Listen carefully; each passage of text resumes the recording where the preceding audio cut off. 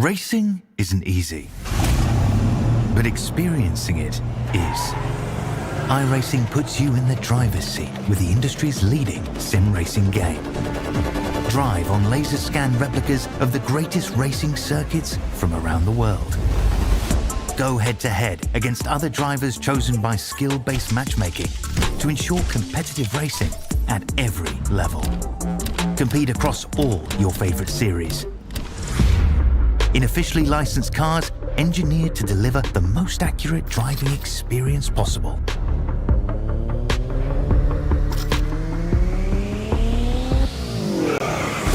Join a race or host your own with players from across the globe. Race against the computer or in a league with friends. Feel the thrill behind the wheel. Visit iRacing.com.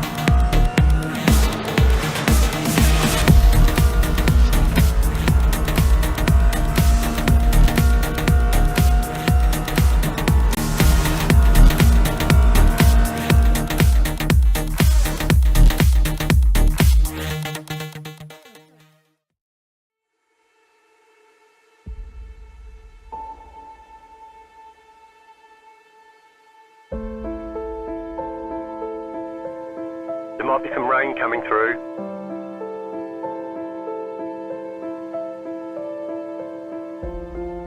We expect rain soon.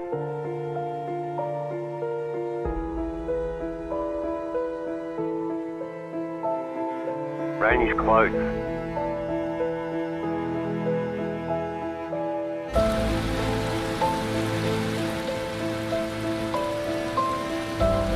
The session has been declared wet.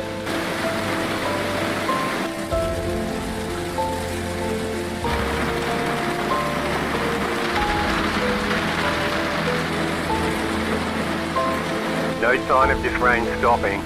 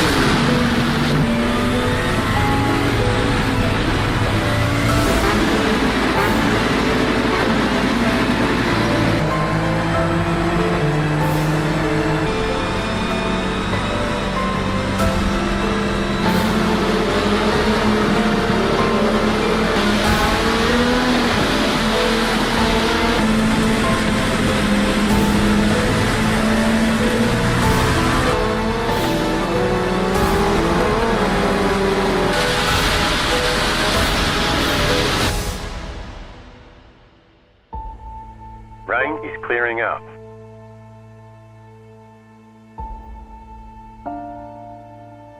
Rain should be gone for now.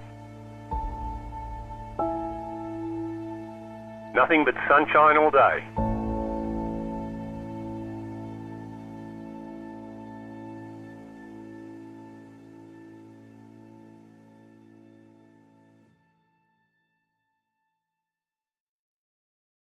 It's gonna get hot today. Grab a ice cold sun drop and show us how you drop it.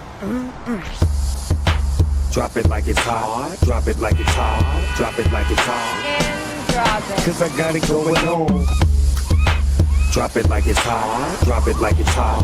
Drop it like it's hot. A thirst-quenching citrus soda just dropped coast to coast. Sun drop.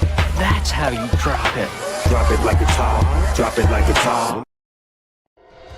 You went, you served, and forged the relationships that only being baptized in the fire of combat can develop. At FallInVeteran.com, we understand the unique bond that veterans share. That's why we've created a platform where you can connect, share experiences, and build lifelong friendships with fellow veterans. Signing up is easy. Simply visit www.fall-in-veteran.com and create your profile. Customize it to reflect your military service, interests, and hobbies. FallInVeteran.com is more than just an online community. It's a support network where you can find resources, advice, and encouragement from those who understand what you've been through. Whether you're looking for camaraderie, mentorship, or simply a place to share your stories, FallInVeteran.com has it all. Join thousands of veterans who have already found their tribe and start connecting today. FallInVeteran.com. Come join us and experience the power of community. Sign up now at www.fall-in-veteran.com.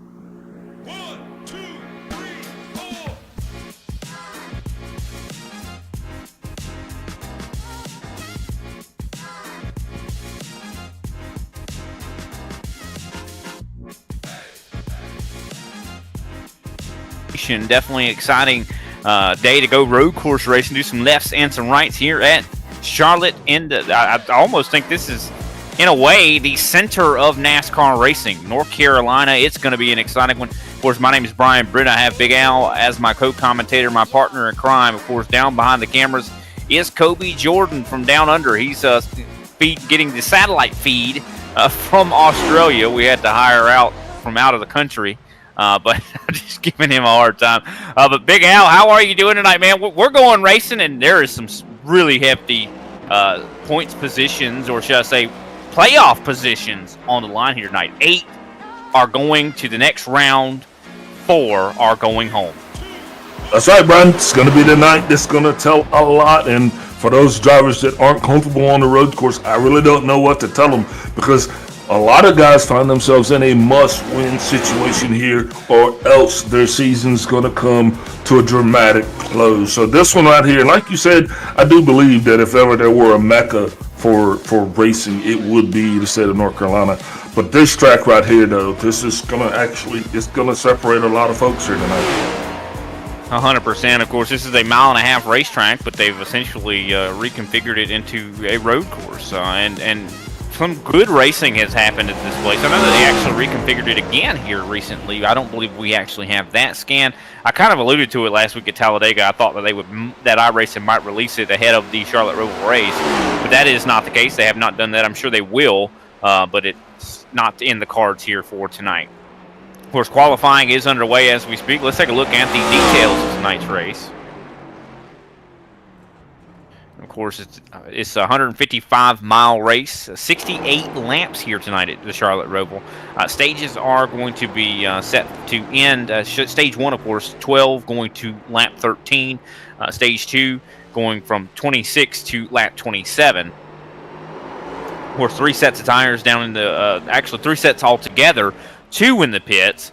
Fuel window is 38 laps, so that's quite a bit of laps as you can do around this racetrack. I mean, the lap times are ranging about 1:19 or a minute 19 to about a minute 22, somewhere in that range there for these drivers out here. Now, in the past, we've seen the road course racing not really have that much tire wear. That has been a difference, or it has been different, I should say, since last we. Should I say Watkins Glen, we were actually able to see the difference. There was actually some tire wear there, and I think that's going to be the same thing here tonight at the Roval.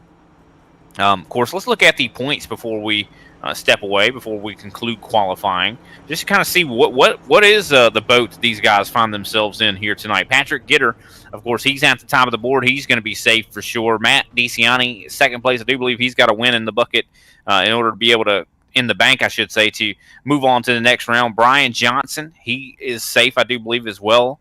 Brandon Pasalacqua, he's not going to be here tonight. Unfortunate for him. He's going to be taking, I do believe, a provisional. But I do believe he's going to be safe. Abner Acosta, he's one that I think will be strong here. I don't actually see him actually making the grid here tonight, though. I don't actually see him in competition. He's 5th. Randy Mullins is 6th. Clayton Hoffman is 7th. Hoffman looks actually really fast here tonight at the Roval. Alexander Carr is 8th. He is just above the cut line by 14 points. Mark Sanchez, of course, he is below the cut line by 14 points. He's in 9th. Tim Wortman Jr., he's below the cut line by 15 points, so he finds himself in a little bit of a scary situation. Josh Schaffner, his last few races have been terrible. Just bad luck, unfortunate events after unfortunate event.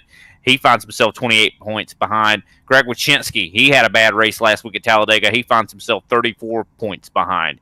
That's a look at the top 12 as we speak, or as it stands right now. We're going to go ahead and take our step away, though. We'll get right back whenever gridding is, of course, underway, and we'll go through the, I should say, starting grid for tonight's action. We'll be right back.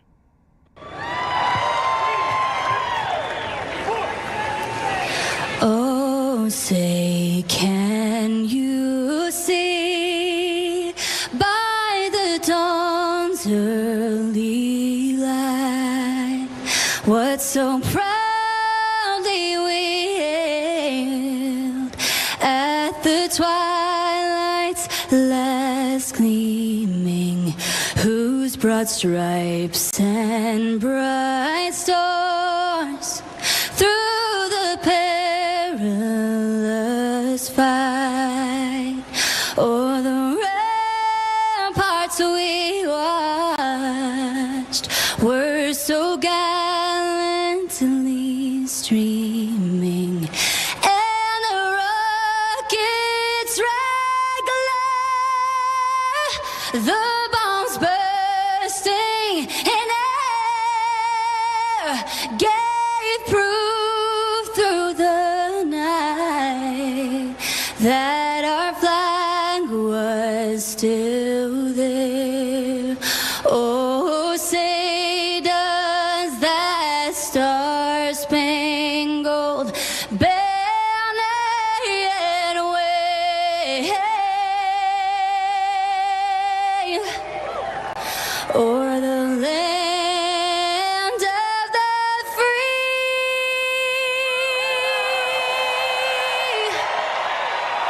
and the home of the brave.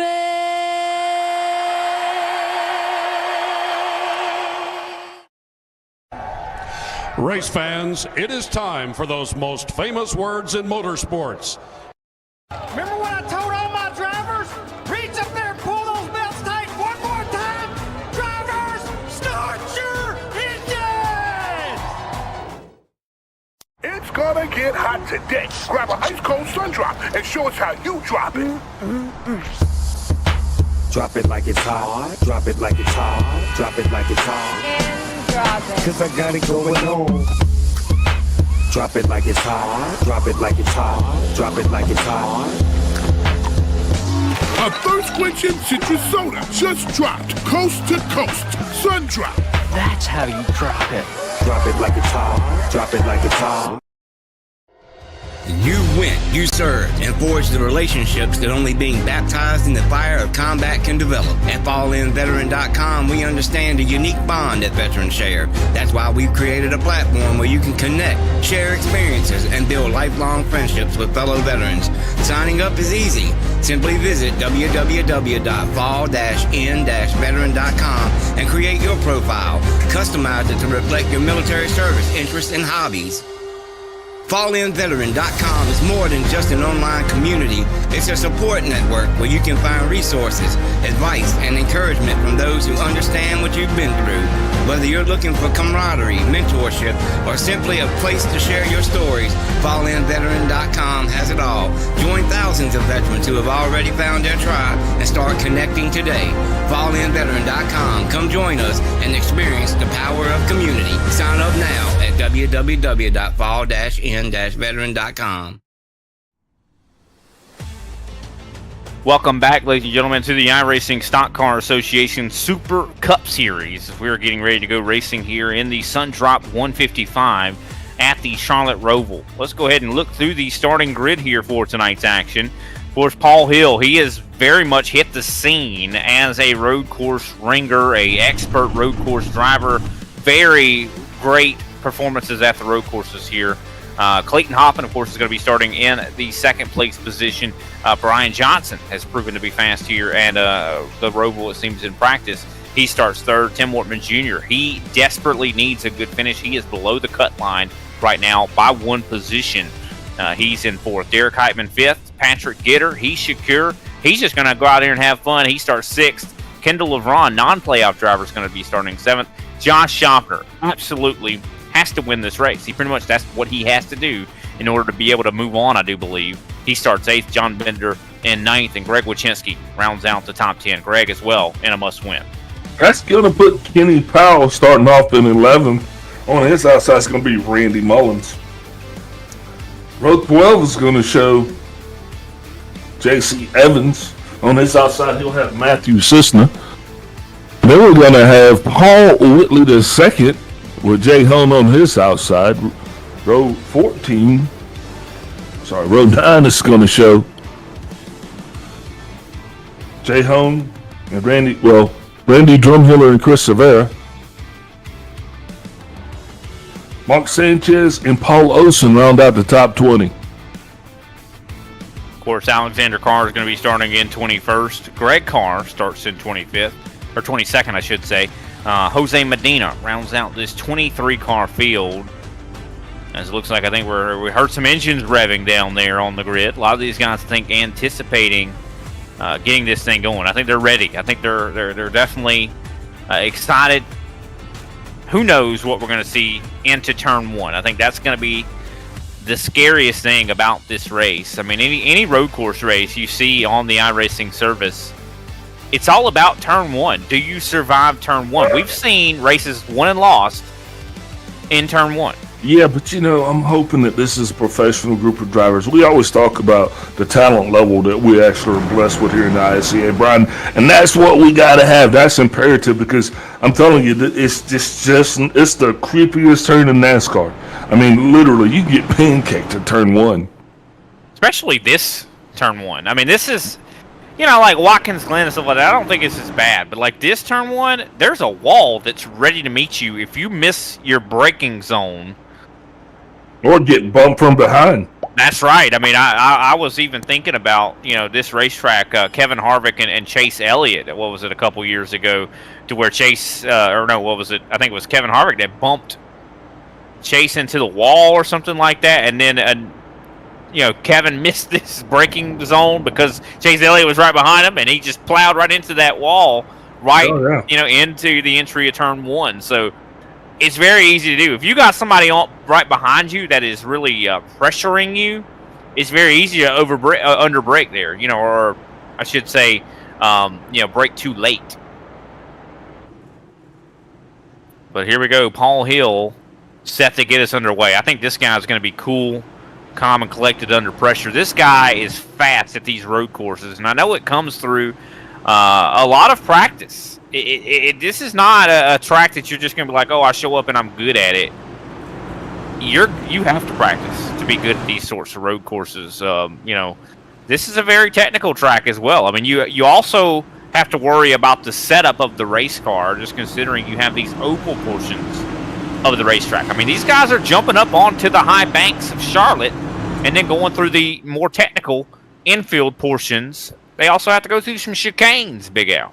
Yeah, the big thing about this is the car. Though a lot of drivers, real drivers, and even some of the sim racers kind of don't like this car. But I'm going to be honest, man. There's never been a NASCAR Cup car through the 7 generations that has actually handled as well as these cars. I mean, they're actually developed and designed to turn left and right, and it's definitely made this a lot more entertaining for the fans.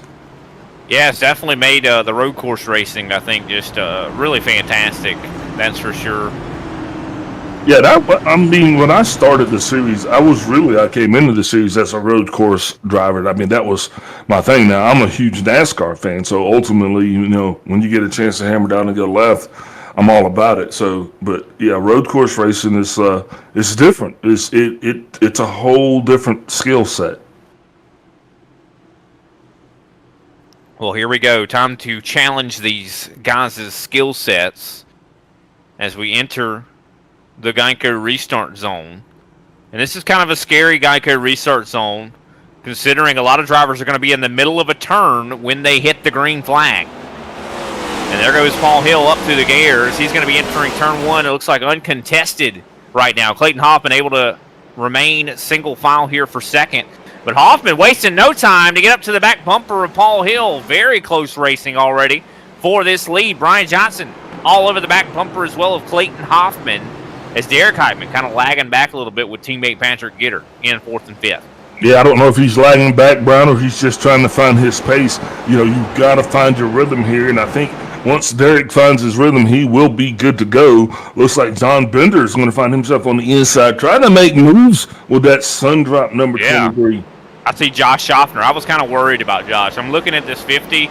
This is his last chance. And Josh Schaffner, I've got to be honest, has shown such pace at these road courses. I feel like Josh, his destiny, his playoff destiny is on the line here tonight at the Charlotte Roval. He needs to have a good race. He needs to win it, to be honest, I do believe. And these opening laps, I think really, I want to watch him. Does something go wrong for him?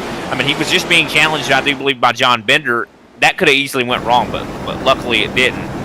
Well, he's not the only one. There's a lot of guys out there that are going to be fighting for the proverbial lives here tonight, Brian. And Josh is definitely one of those. So it's going to be a long race. Hopefully he can just kind of settle in, man. So because you don't need to win stages. He has to win the race. Oh, and there goes Josh Schaffner with issues. He's around in turn number 1. We're definitely going to have to take a look back and see exactly what just happened to the corn man, Josh Schaffner. And we were just talking about him, and that's why I was really wanting to watch him for the first couple laps, because I was like, you know, he's just had terrible luck. And it seems like possibly he jumps underneath Kendall LeVron. He locks it up. So this is not LeVron's fault at all. I do believe you saw it. Josh was just trying to get by LeVron. LeVron was a slower car. And unfortunately, Josh locked it up. Yeah. I mean, Well, Kendall kind of got a little squirrely coming off the turn. Yeah. And when he did, Josh kind of saw that as an opportunity. Exactly. He did a little fake and then tried to get down on the inside, but I think he just came in with a little bit too much speed. You know, that's not always the easiest thing to do. Is, you know, you really got to get that car down, because the brakes aren't going to help you turn it, by themselves. Especially when you lock it up. Like, the more you press the brake at some point, there's a limit that if you press that brake too much, it's going to stop helping you turn. It's gonna make you turn not turn, really. And that's just something that, and I think he just saw an opportunity. Just like we were saying, Big Al, he needs to win this race. Well, how do you win races? You got to take opportunities. You got to pass guys when they have a chink in their armor, when they have a weakness. You have to pounce on that weakness, and unfortunately, that he tried to do exactly that, but he overstepped. You're going to see a lot of guys tonight have to risk it for that biscuit, because even if you're not in the playoffs, man, you still got to try to get that W. And road courses, I mean, sometimes they kind of balance the field, if you will. But it looks like my main man, Paul Hill, though, he has got it dialed in, not having any problems now. I think, if my memory serves me correctly, he kind of had a misstep when we were back there at Watkins Glen, and that's what cost him the win. Yeah, no, I definitely think that Paul Hill is shown to be a road course racer. I think he's already gotten a victory in this series at a road course, if I'm not mistaken. I don't think it was at Watkins Glen, though, but I definitely think he's gotten in victory lane.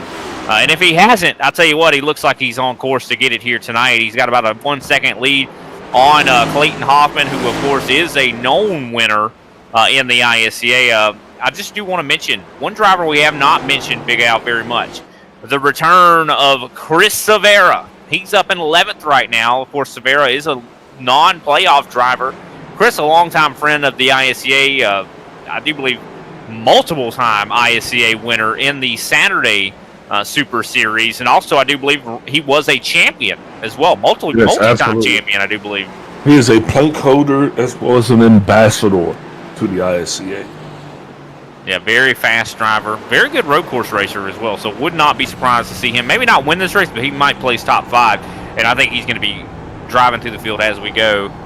Of course, Kenny Powell's fallen back to 12th place. I saw Randy Mullins earlier miss a chicane, and he's fallen back to now 10th place. I do believe he started a little bit closer to into the top 10. But Paul Hill still in control.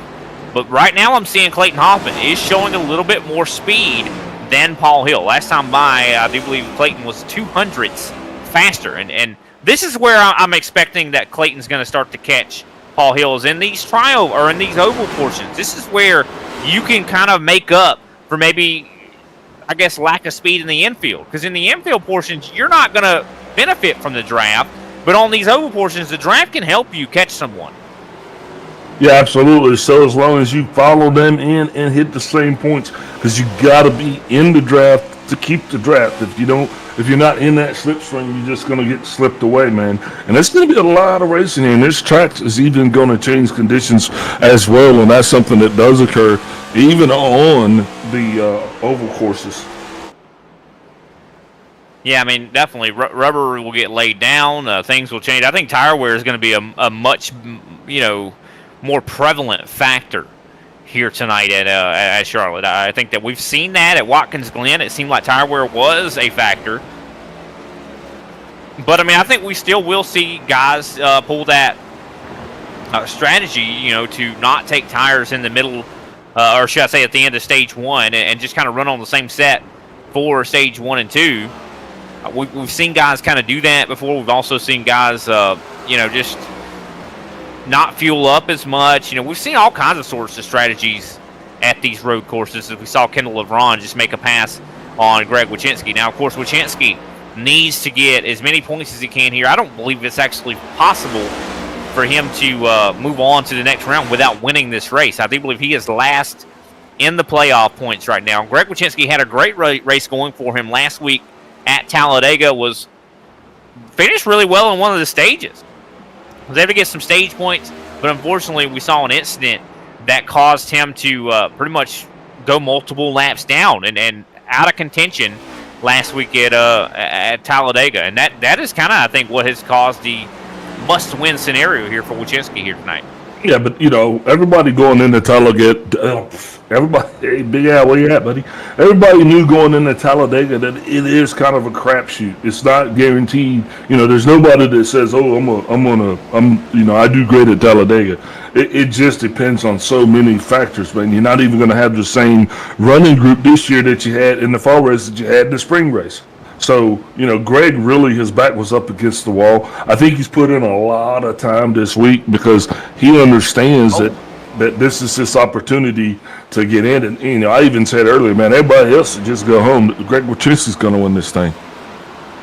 Just noticed an issue. Matthew Cisna just turned it around, I do believe, right in front of John Schaffner. So Schaffner, of course, just an update on him, has fallen back to the 21st position. I think we have a replay dialed up here of what possibly has happened to Cisna. We see Cisna, of course, right there in front of John Schaffner. And I'm not sure if maybe there was some contact. I just saw like the after effects of this. You see he kind of takes a very wide entry. And yeah, he just loops it on his own here. I think he just asked too much of the car. And fortunately for Schaffner, he missed the 11. That could have been definitely a bad deal for Schaffner if he had hit that car, and that would have just added even more just tragedy to the season.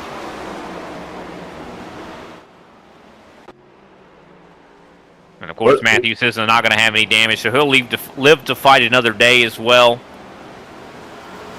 Yeah, his season's not over just yet. He's still a lot of racing, and that stage is definitely going to give him a chance to maybe come back and make up some spots. So that's one thing that makes a big difference here, these stage breaks. Because usually in road racing, you never get an opportunity. Once you're down, you're out. So definitely not the case here tonight. So if you're a fan of the Corn Man, just stick around. He ain't down.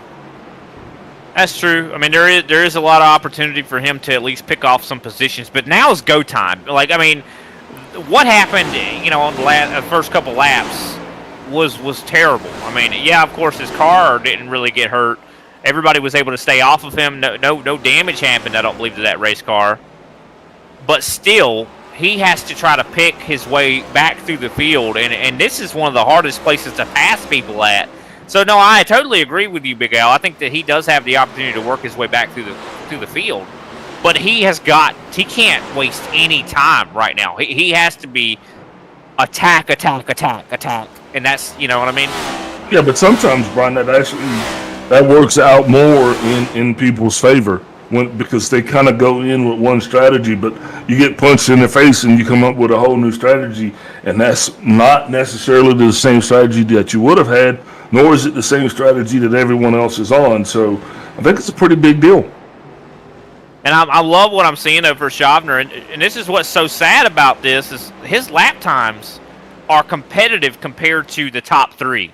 He is one of the fastest cars on the racetrack right now, and that's what's so unfortunate about this is that he could easily be up in this top three right now. Like, he's fast enough to contend, I do believe, with a Clayton Hoffman or Brian Johnson or Patrick Gitter, one of these top five drivers. As we see John Bender, I do believe, with some issues. He's a little bit slow coming off the corner. He loses a couple spots. Randy Mullins, I think we have a replay. Something I think must have gone wrong here for the 23. And we're taking a look and see exactly what happened for the Sun Drop machine. as he's going to be coming into the backstretch chicane. And I think this is, it's very easy to make mistakes through here. And yeah, he just gets loose on the exit. And you know what? I mean, especially on these oval portions, it leads to a pretty long, kind of flat out area, right? Where you're going to be on gas a lot. And so you want to get to the gas as early as you can coming off these chicanes to maximize your speed, to make the lap time as, of course, little as possible.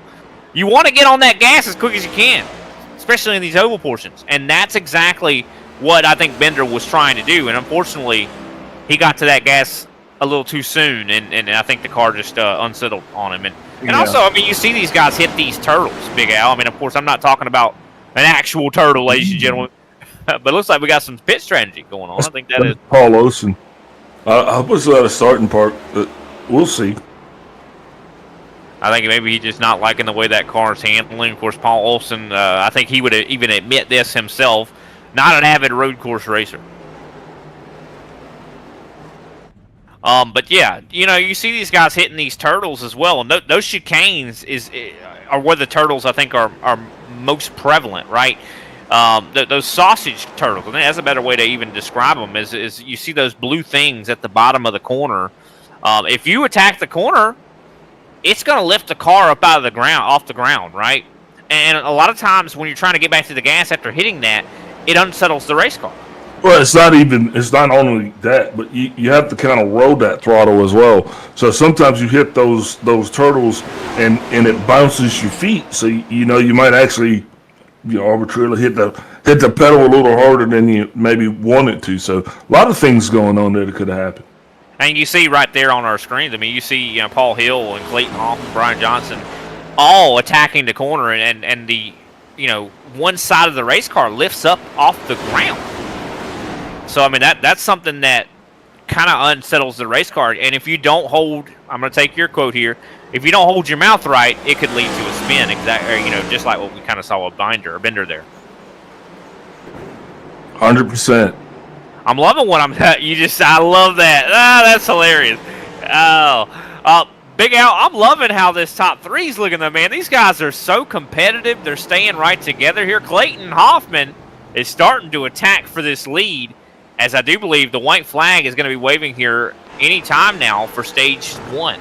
And there's no doubt that Paul Hill is doing what Paul Hill does. He's probably trying to keep Clayton back there as much as he could, but Clayton, he's a consummate professional. He knows what he needs to do, and I'm telling you, he is looking to gobble. Yeah, no, I totally agree. But there's just not a whole lot of opportunity for passing at this track, and you you have to get out of your comfort zone to be able to pass. So Clayton, you have to outbreak him. He's gonna have to make a move outside of his comfort zone. And you see Brian Johnson closes in quite a bit on Clayton on the entry of the corner.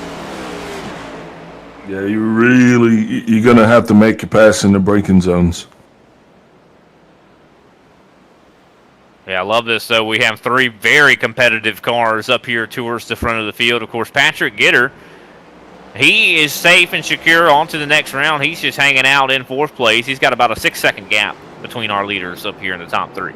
And he's got to feel really good with that, because there's no pressure, there's no stress. So he's having a completely different day, say, than a Greg Wachinski or Josh Schaffner.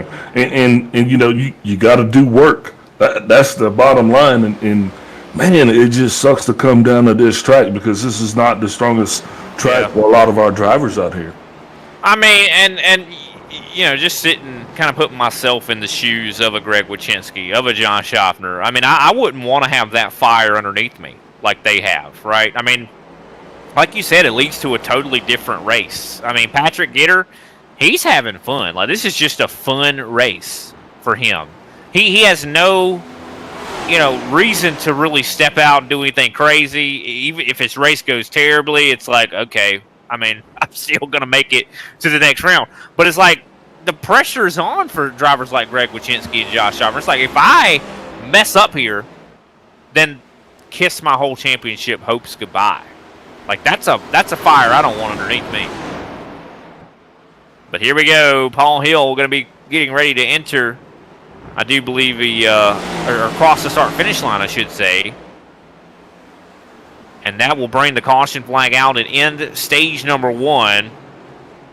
So Paul Hill will be your stage 1 winner. Clayton Hoffman comes home in second place. Brian Johnson finishes in third. Patrick Gitter fourth. Derek Heitman fifth. Tim Wortman Jr. He going to be definitely loving these stage points here. He finishes sixth. Kendall Levron in seventh. Greg Wachinski going to get some stage points. Finishes eighth. Chris Severa finishes ninth. Randy Mullins in 10th. With that, we're going to take a step away. We'll come back and we'll talk to our stage 1 winner. It's gonna get hot today. Grab an ice cold sun drop and show us how you drop it. Drop it like it's hot. Drop it like it's hot. Drop it like it's hot. And drop it. Cause I got it going on. Drop it like it's hot. Drop it like it's hot. Drop it like it's hot. A thirst-quenching citrus soda just dropped coast to coast. Sun drop. That's how you drop it. Drop it like it's hot. Drop it like it's hot. You went, you served, and forged the relationships that only being baptized in the fire of combat can develop. At FallenVeteran.com, we understand the unique bond that veterans share. That's why we've created a platform where you can connect, share experiences, and build lifelong friendships with fellow veterans. Signing up is easy. Simply visit www.fall-in-veteran.com and create your profile. Customize it to reflect your military service, interests, and hobbies. FallenVeteran.com is more than just an online community. It's a support network where you can find resources, advice, and encouragement from those who understand what you've been through. Whether you're looking for camaraderie, mentorship, or simply a place to share your stories, FallenVeteran.com has it all. Join thousands of veterans who have already found their tribe and start connecting today. FallenVeteran.com. Come join us and experience the power of community. Sign up now at www.fall-in-veteran.com. Racing isn't easy, but experiencing it is. iRacing puts you in the driver's seat with the industry's leading sim racing game. Drive on laser scan replicas of the greatest racing circuits from around the world. Go head-to-head against other drivers chosen by skill-based matchmaking to ensure competitive racing at every level. Compete across all your favorite series. In officially licensed cars, engineered to deliver the most accurate driving experience possible.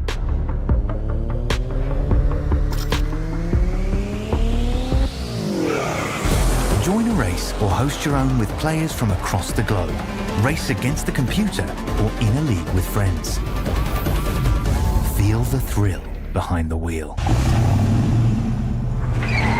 Visit iRacing.com.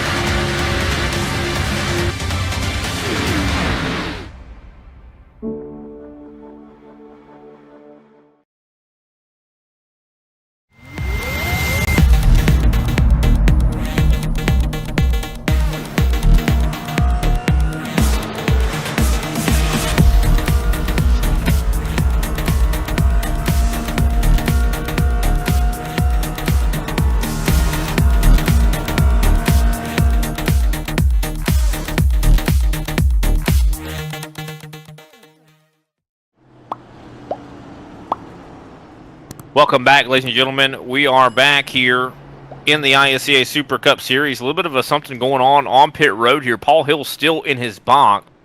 We're going to go ahead and pull him up and see if we can't talk to him.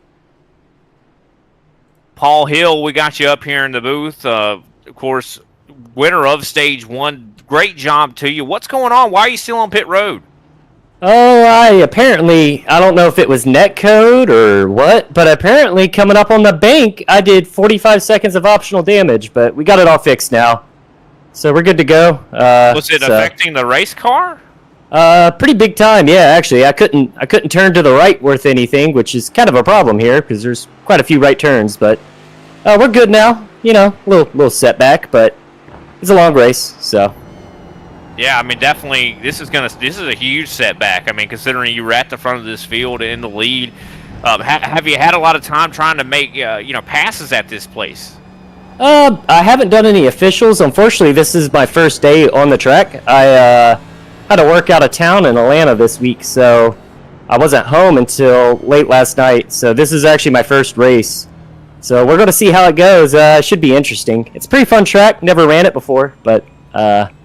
yeah, a little setback, a little oopsies. Man, why do you say stuff like that? I said before, like the race even began, was like, oh, you won't be good at this track if you haven't spent some time here. But I mean, you just made me untruthful.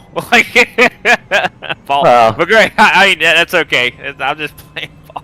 But hey, I mean, you are a road course guy, so if anybody could show up to a road course and be good, I think it would be you, Paul. But how's the car handling? It seemed like it was handling good until you got the damage. It was. I was feeling really confident, and like I said, I don't know if it was netcode. I'll have to go back and watch. I didn't feel like I really hit the wall, and then next thing I know, my crew chief is yelling at me about damage on the front end. So I don't know. We'll figure it out, but it was feeling good. It was a little tight after I hit the wall, and hopefully that's fixed now, and we can go back at it, get back up there. Well, hopefully you have fun trying to drive through the field here for sure. We'll let you get back to it. Who can we shout out before we do? I want to shout out the guys, of course, at Denslayer, Team Conti Sim Performance, my teammates, Matt, Patrick, Derek, of course, and, of course, you guys up in the booth. All right. Well, thanks, Paul. Best of luck to you. I appreciate it, guys. All right. That was Paul Hill. So that explains that, Big Al. Like you said, he had some damage. That was something that I don't think we picked up on, and that makes a lot of sense why he was starting to get pounced on by the likes of Hoffman and Brian Johnson there because of the damage. But like you mentioned as well, we did have some drivers that elected to stay out. So interesting strategies. I mean, guys moving all throughout the field. One driver in particular I like this call of staying out, Josh Schaffner. This gives him a lot more of that track position back that he needed. Yeah, absolutely, and he did make the right call. And I told you, it just changed his strategy a little bit. But yeah, he's still in this thing, Brian, and I think now he's probably sitting in a better position than he was originally. And he understands he's going to have to make some provisions because of his mistake, but they'll sort that out here on the next pit cycle. Well, what's a little bit scary too is that a lot of drivers that are faster than the field that are in front of them are like I said, further back. They're in the midst of the field, and that could cause problems. There's going to be some drivers with some different speeds in this field. And a lot of times, it's hard to predict when drivers are going to break. So that could maybe lead to some more drama on the racetrack. I think so. I think that, there could be possibly some bent-up fenders because, we saw some drivers stay out and some guys chose to go down pit road. I mean, anytime you shake up this field, it could lead to some problems. Man, that's why they get paid the big bucks. These guys, they're going to have to figure it out. These guys are getting paid? Yeah, they're getting paid. They're dating their professionals, so. Man. You're getting paid. So, they're expected to perform at a higher level. I mean, that's just why this is one of the premier leagues in this sport.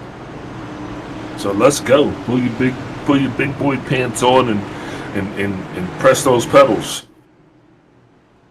Yeah. Yeah, no, 100%. These guys need to put their big boy pants on. I'm sorry, I couldn't hold it together right there. But definitely excited to get this thing underway as Brian Johnson has shown a lot of speed. Now he's got some clean air to really let those ponies go. As there goes the pace car down pit road. The 4 machine, Brian Johnson, getting ready to take care of business. I tell you, he's got to have prepared a lot for this race, and the green flag is out. And the 4 machine off and away. Oh, problems already. We see Derek Heitman getting spun out. Man, no good for Hype Man. You see the 76 of Heitman. Issues. Yeah, that's definitely going to affect his status and position here, but, you know, he's going to have to sort that out too. And one thing is quick to note, these guys went single file like pretty early on in the shoot. Now there's a little bit of banging there, drivers trying to make up position. But, yeah, we got ourselves a race here.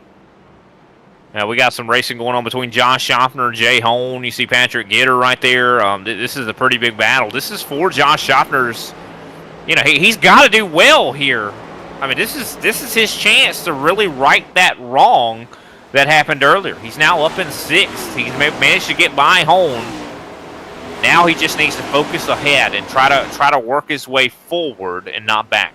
Yeah, and this whole thing right now, man, this is kind of a gauge for these guys. It's a litmus test. Because he'll be able to tell exactly how well they're running against the rest of the field as you see the 19 of Jay Hone go high on the track. Yeah, he's going to give the position up to Patrick Gitter. Of course, Gitter now running in the 7th place spot.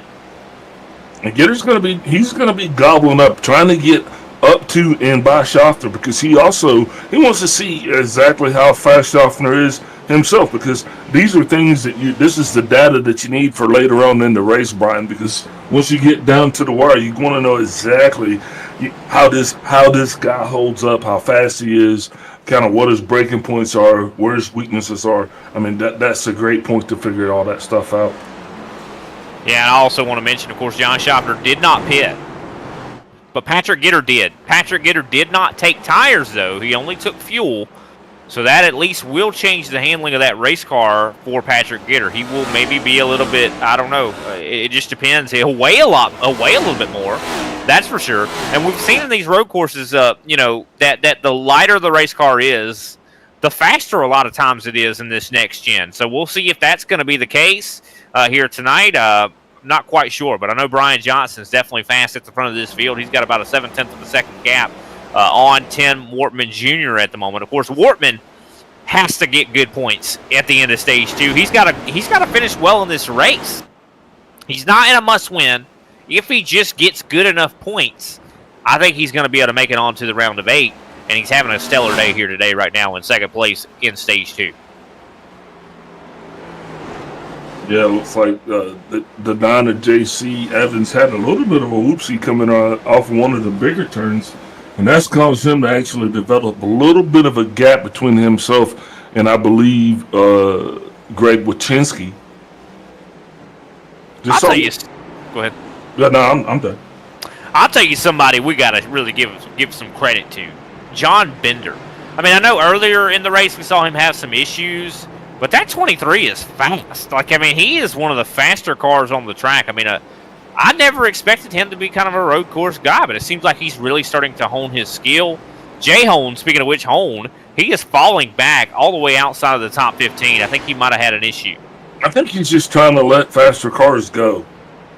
You know what I mean? Because I don't think he's really comfortable being up there and there where he's at.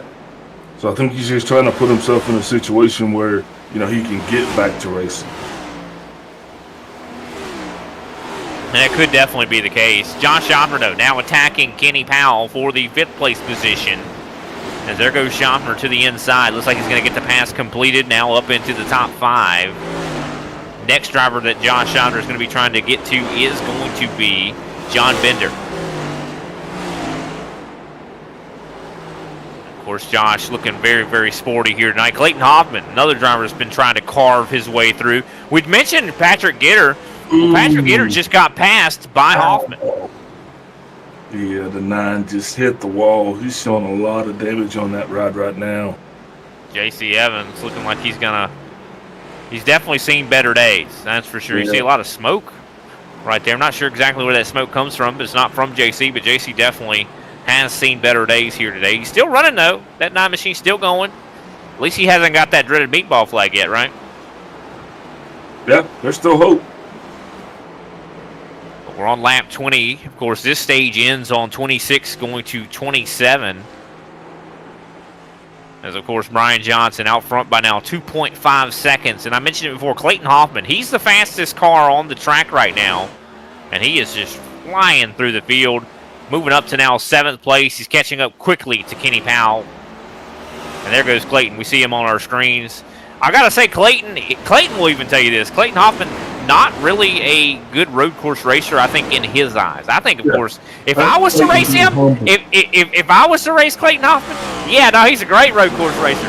But compared to the likes of maybe, Matt DeCiani or someone like that, I think that, Clayton may be less experienced than those guys on the road courses. But I don't think we're seeing that here tonight. I think we're seeing a road course ringer level Clayton Hoffman here at the Charlotte Roval. Yeah, it's just hard to really put into words how good these guys are. That's all I can say about that.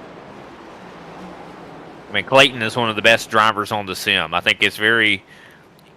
I don't think I'm exaggerating. I think a lot of people were like, "Oh, you're just commentating a race. You're just exaggerating about these guys' skill level." But no, I think Clayton is legitimately one of the best drivers on this sim. Oh, I mean, look, the majority of this field, I'm like honored to be able to just commentate for. And I mean, that's a true story. These guys make us a big deal. Hee John Bender just getting passed by Josh Schaffner. Schaffner now moves up to the 4th place position, but I think the 50 sees the 92 coming up in his rearview mirror, and I don't think he likes what he sees because Clayton is flying right now. Josh needs to look ahead, though, and not worry about who's behind him. Yeah, 100%. I mean, that's what he has got to do, and I think he's a pretty good candidate for that role. Oh, problems for there goes John Bender into the wall on the entry to turn 1. We knew this was going to happen. We talked about this before the race even began, that there was going to be someone that was going to miss the braking zone and hit the turn 1 wall. And that's exactly what happened here. Let's take a look as we see Bender kind of closing in on Schaffner. He's got the 92 all over his rear end. And this is the person you do not want to have behind you is just Clayton Hoffman. And you see the pressure of the 92 right there behind him causes him to miss the braking zone. And look at that sign right there. Heartburn turn. There it is. He's going to need some Tums after hitting the wall. Now, luckily, he hit it straight on, so no damage to any toe links or anything. So, I mean, I think he'll be okay. Yeah, I really can't even tell he hit it, to be honest, when you look at it. I mean, he hit it soft enough. I don't think it's going to really affect him. Yeah, he's very fortunate. Look, if Bender would take that paint scheme and put it on a Ford, he'd be my favorite driver forever. I mean, look at this. Battle is on right now. Look at that. Oh! Clayton Hoffman definitely missing the turn, missing the chicane there. He didn't miss the turtles, that's for sure, as he does some monster truck bouncing there, jumping. Looks like we have some driver beached on the racetrack. That's Jay Hone. He's going to have to take a tow. Yeah, Not sure exactly what happened here with Jay. Jay's been having a hard night. I've been following that 9 car, and I'm just saying, I mean, he is in a fight for his life because he is out there swinging and hitting walls. I mean, these guys are struggling. Yeah, it looks like he just was trying to avoid the back of the D18. He missed. Oh, wow. Man, look at that. Jumped up into the air. It hit the inside wall. Almost still got Alexander Carr. Mark Sanchez had to do some evasive maneuvers. Jose Medina as well. And then he took a Paul Whitney. That's not going to help his cause at all. He just couldn't go anywhere. You can see the tires spinning. Yeah, he just could not move. Hey, what's cool is the new cars now, and we'll be getting this in iRacing soon, but they actually have the ability to lower those back tires. So do you understand what am I making sense, folks? Like kind of almost like a 4-wheel drive in a way? So the problem is like when those tires go flat, they're not low enough to the ground. You know what I mean? So they have a button now that they can push that will actually cause the tires to lower so they'll be able to drive all the way around. if he would have had that. And that way they won't much scratch the diffuser as much as either, because that's a problem whenever they're dragging the race car. Like it damages the diffuser. Sir. Yeah, that's interesting. That's really cool, Big Al, that they're doing that. That's another way to kind of save the race car, even though you flatten the tires. Yeah, absolutely. But it didn't really work out too good. Not for him just now. Well, at Talladega, because you still have to be able to steer the car, and if that front wheel is flat, you're still kind of up the creek without a paddle. But Brian Johnson in control right now. Coming up close to 2 laps to go here at the Charlotte Roval. We see a heated battle going on for the 3rd place position. Kendall LeVron trying to hold off Josh Schaffner. Now, if I got to mention, Big Al, that the person that Josh was trying to pass whenever he had his issue that sent him to the back was Kendall LeVron. So I'm wondering if maybe, hopefully Josh can get by Kendall without too many problems. But Kendall's pretty quick here tonight as well. I mean, he's not the fastest car out there by no means, but he is fast enough to be hard to pass. Yeah, but Josh is considerably faster than Kendall LeVron. Just looking at their fastest laps, I mean, I'm looking and I'm seeing Kendall's 1.20753 to Schaffner's 1.20202. So almost 0.5 of a second faster. Yeah, no, a half a second faster, essentially. I mean, and that's a big deal. That's a big fast. Oh, got a car in the grass over there. Patrick Gitter, I do believe. And yeah, just like that, we're starting to see how these hands are being dealt now. I think we're going to see exactly what happened here. Was that Gitter? I think it was. Yeah, I think it was the 21 of Patrick Gitter. Just having a little bit of a, I'm not sure what happened here. He just gets her sideways. Yeah, right there. Just gets it sideways, and he falls back to 12th as a result. I don't believe he hit the wall like he could have. It's very easy to do that through that infield section. But what a different story that we're having unfold here in Stage 2 versus Stage 1. So that just goes to show you just how quick the tides can turn, man. So much going on right now as we're coming up to the end of Stage 2. Yeah, Kendall LeVron has gotten passed as well by Josh Schaffner. Schaffner trying to deal with some lap traffic, that being Jay Hone. Jay Hone has come back onto the racetrack. Glad to see Jay not giving up. You got to love that. But we are on the white flag lap as we speak. Brian Johnson preparing to take the checker as we see Kendall trying to hold on. We were watching that. He was watching, trying to hold off Clayton Hoffman. But it looks like he's going to stay out in front of him so far. But Clayton desperately, I think, wanting to possibly catch up to the Josh to be able to try to take that spot away. But I don't think he's going to have enough time to maybe even get by Kendall here. As we see, Johnson is going to be crossing the start-finish line any moment now. He's coming off the final turn, and he crosses the start-finish line as your Stage 2 winner. And Brian Johnson, I think, is going to be a serious threat possibly for the win here this evening, because he just won Stage 2 by, I do believe, 8 seconds. Yeah, Stage 2 definitely just got shook up like a hot Budweiser. He just, I mean, and he's one of the fastest cars on the track. I think Brian has found something when it comes to the road course here at the Charlotte Roval. But let's go down through the top 10. Brian Johnson, your Stage 2 winner. Tim Wortman Jr. going to be getting some good stage points here tonight. He finishes second. John Schaffner in third. Kendall LeVron fourth. Clayton Hoffman fifth. Chris Severa has worked his way up to sixth. Paul Hill, after his kerfuffle, finishes in seventh. Kenny Powell in eighth. Greg Wyszynski ninth. Derek Heitman had an issue on the start. He rallies back to 10th. With that, we're going to take a step away. We'll be back with some more action here at the Charlotte Roval. We'll talk to whoever Big Al wants to talk to. We'll be back.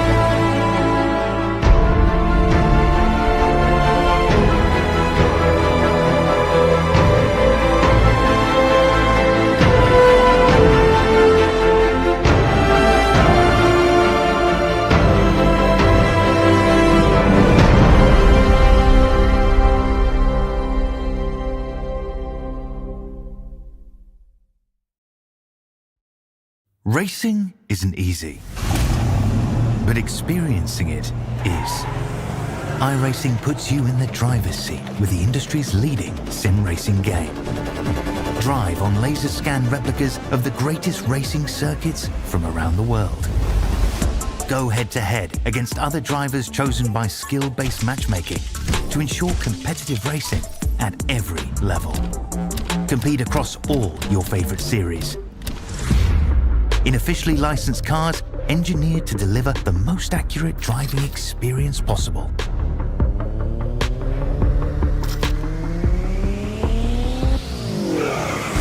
Join a race or host your own with players from across the globe. Race against the computer or in a league with friends. Feel the thrill behind the wheel. Visit iRacing.com.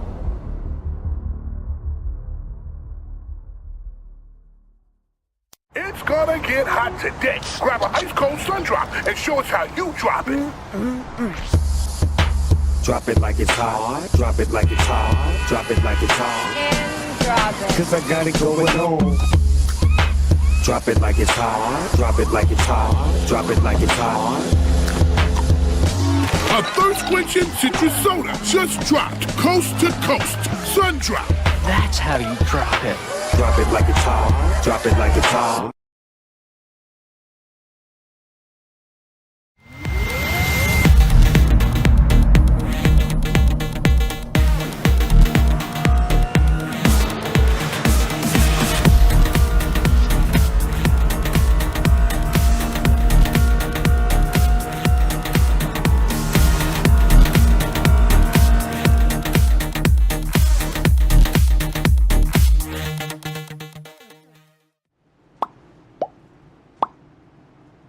Welcome back, ladies and gentlemen, to the iRacing Stock Car Association Super Cup Series as we are getting ready to conclude the round of 12 and begin the round of 8.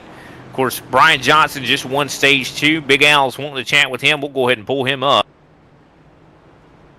And here he is, Big Al. You have the floor. Brian Johnson, Big Al up in the booth. You got me. Big Al, got you, my man. Man, it's a pleasure and an honor to get to talk to you. Congratulations on that Stage 2 victory. Well, thank you. I surprised myself. Hey, yeah, man. So let me ask you this question: how is it out there tonight? Is this place? Are you having a hard time passing? Are the tires sticking? Is the car doing what you wanted to do? Do you have a decent setup? Tell us what's going on for you. Yeah, the car's good. It's pretty stable once you get a couple laps on, get the pressures up.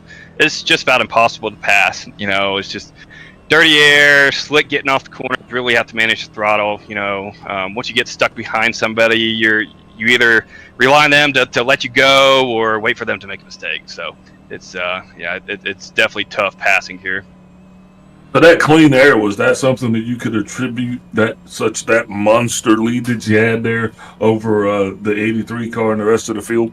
Oh, absolutely. I was actually really surprised that Paul and Clayton pitted that last stage there, but I'll take the stage points and we'll move on. So it looks like it worked out. They're in front of me, so Paul has clean air, so we'll see what he can do with it. Yeah, definitely. So everybody's strategy kind of changed. How many laps did you rack up this week? We talked to Paul Hill a little bit earlier. He said this is the first time he hadn't even raced once this week. So his fortune is a fortune. What about yourself, boss? How much time you got behind the Yeah, I got 29 laps. Wow, impressive. No, I'm just kidding. No, I probably have, 100 laps in practice coming into this race. So, yeah, I put a little bit in.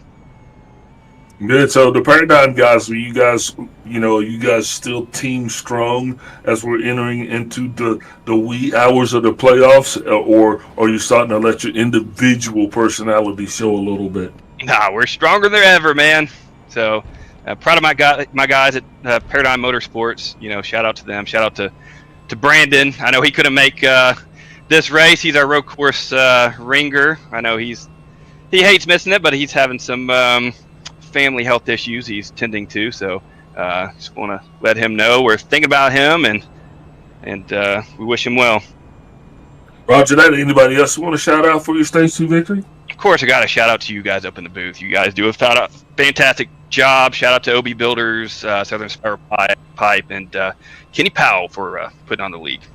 Man, we appreciate you and what you do. Good luck to you. Hopefully we'll see you on the podium at the end of this thing. Thanks, man. Alrighty, that was Brian Johnson, driver of the Ford machine. And well, he was just talking about Paul Hill having the clean air. Well, one thing about it though, Paul Hill has 14 laps on his equipment. Now, the tires I don't think matter as much when it comes to that. I think really what matters the most is going to be the fuel that Paul is lacking in that race car, considering the fuel window is 38 laps. And these guys do have, I do believe, about 30 or so laps to go to in this race, Big Al. And so that's kind of worrisome to me. Does Paul Hill have enough fuel? And normally I would say, man, don't worry about it. But, Paul did mention his lack of seat time. So unless he's really got people coaching him up as far as the fuel efficiency, which I'm certain he does. I'm sure he has it surrounded by a great crew. So that's not even it. I'm just going to back it down and say, hey, good luck, Paul. I'm just saying the math doesn't make a whole lot of sense to me, but I know Paul is pretty good at saving from what I remember. So maybe he's able to save, but that's 38 laps of fuel. We have 38 laps to go in this race.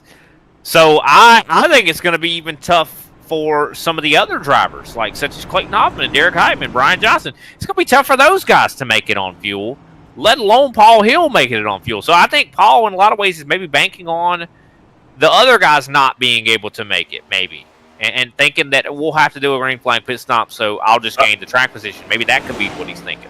I'm only showing Paul Hill as the one is the only one that has exactly. Yeah, everybody else is pitted.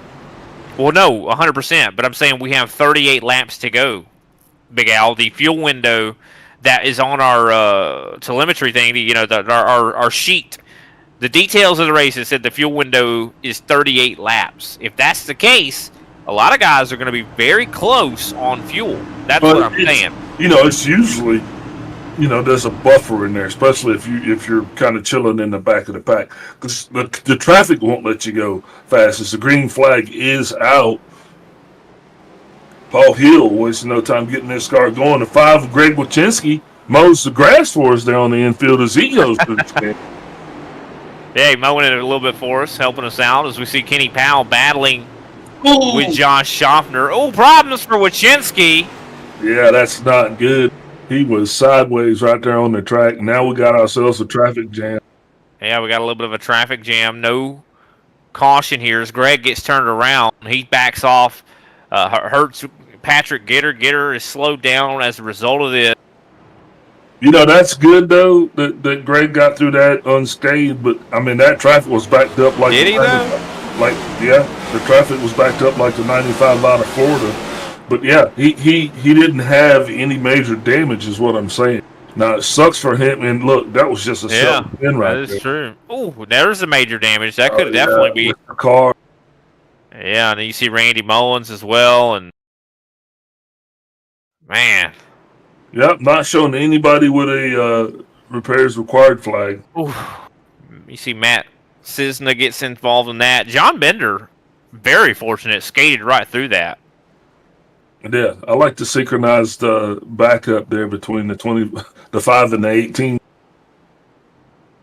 But that is so unfortunate right there. And this is like, if that happens, Big Al, in stage 1, like, it's no big deal. Because it's like, okay, we're going to have a caution that's going to get us all back together, right? There's no more cautions in this race. Like, that's it. Whatever just happened just now, that's influenced the rest of the race. Chris Rivera also sidestepping there a little bit. Not sure what's going on with that, man. These guys come out, I think it's just cold tires, I think. And that's what we saw at the beginning of stage 1 as well. I do believe. I think that's what caused John Bender to spin. I think that's what caused Josh Schaffner to spin. So we'll have to definitely monitor that, because I do believe that's what caused Greg Wachinski to spin as well. Yeah, no, it could be. Wachinski kind of had hit the turtles coming out of the final turn before the green flag had flown, and that's, or after I say the green flag flew, but he was coming through that same area that a lot of the other drivers came through, and he just hit the turtles, unsettled the race car, and then on the entry to turn 1, I guess the car maybe just maybe the tires, like you said, weren't up to temp, and just it caused him to spin out right there. Just a bad deal for the 5. And after last week, I mean, he definitely did not need that to happen. He needs to win this race, and that's not winning the race. That what happened there is not winning the race. Well, you know what? Speaking of winning the race, we were talking earlier to the Ford and talking specifically about clean air, and he was saying how much of an impact clean air had. Well, he's kind of sort of in clean air now. That's just how big of a gap that's between him and the 92 of Clayton and the 26 of Paul Hill. These guys are literally starting to stretch their legs, if you will. And unless the guys behind them really start to step it out a little bit, Brian, this is really going to be a 2-pony show.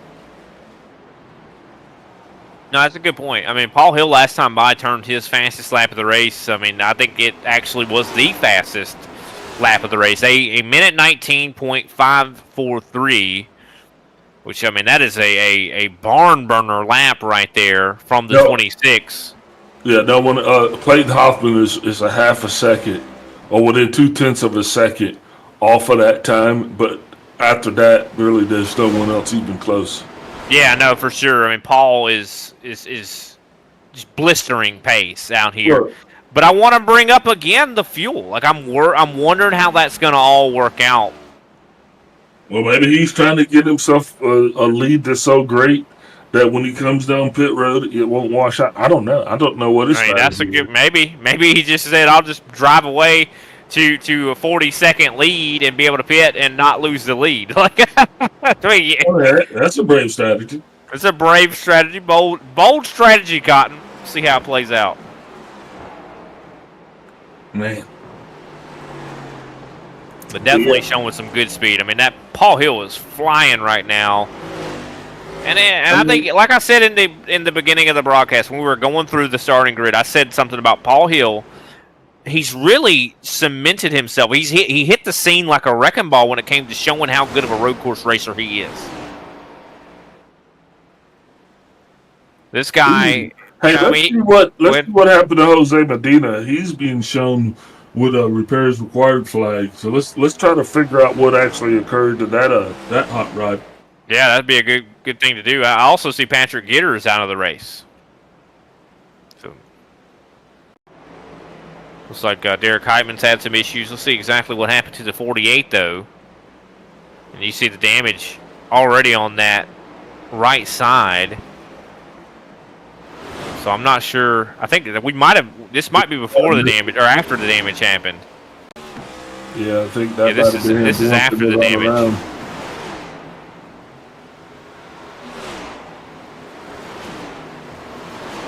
So this we'll see when the damage actually hits. Because I think he's fine right here.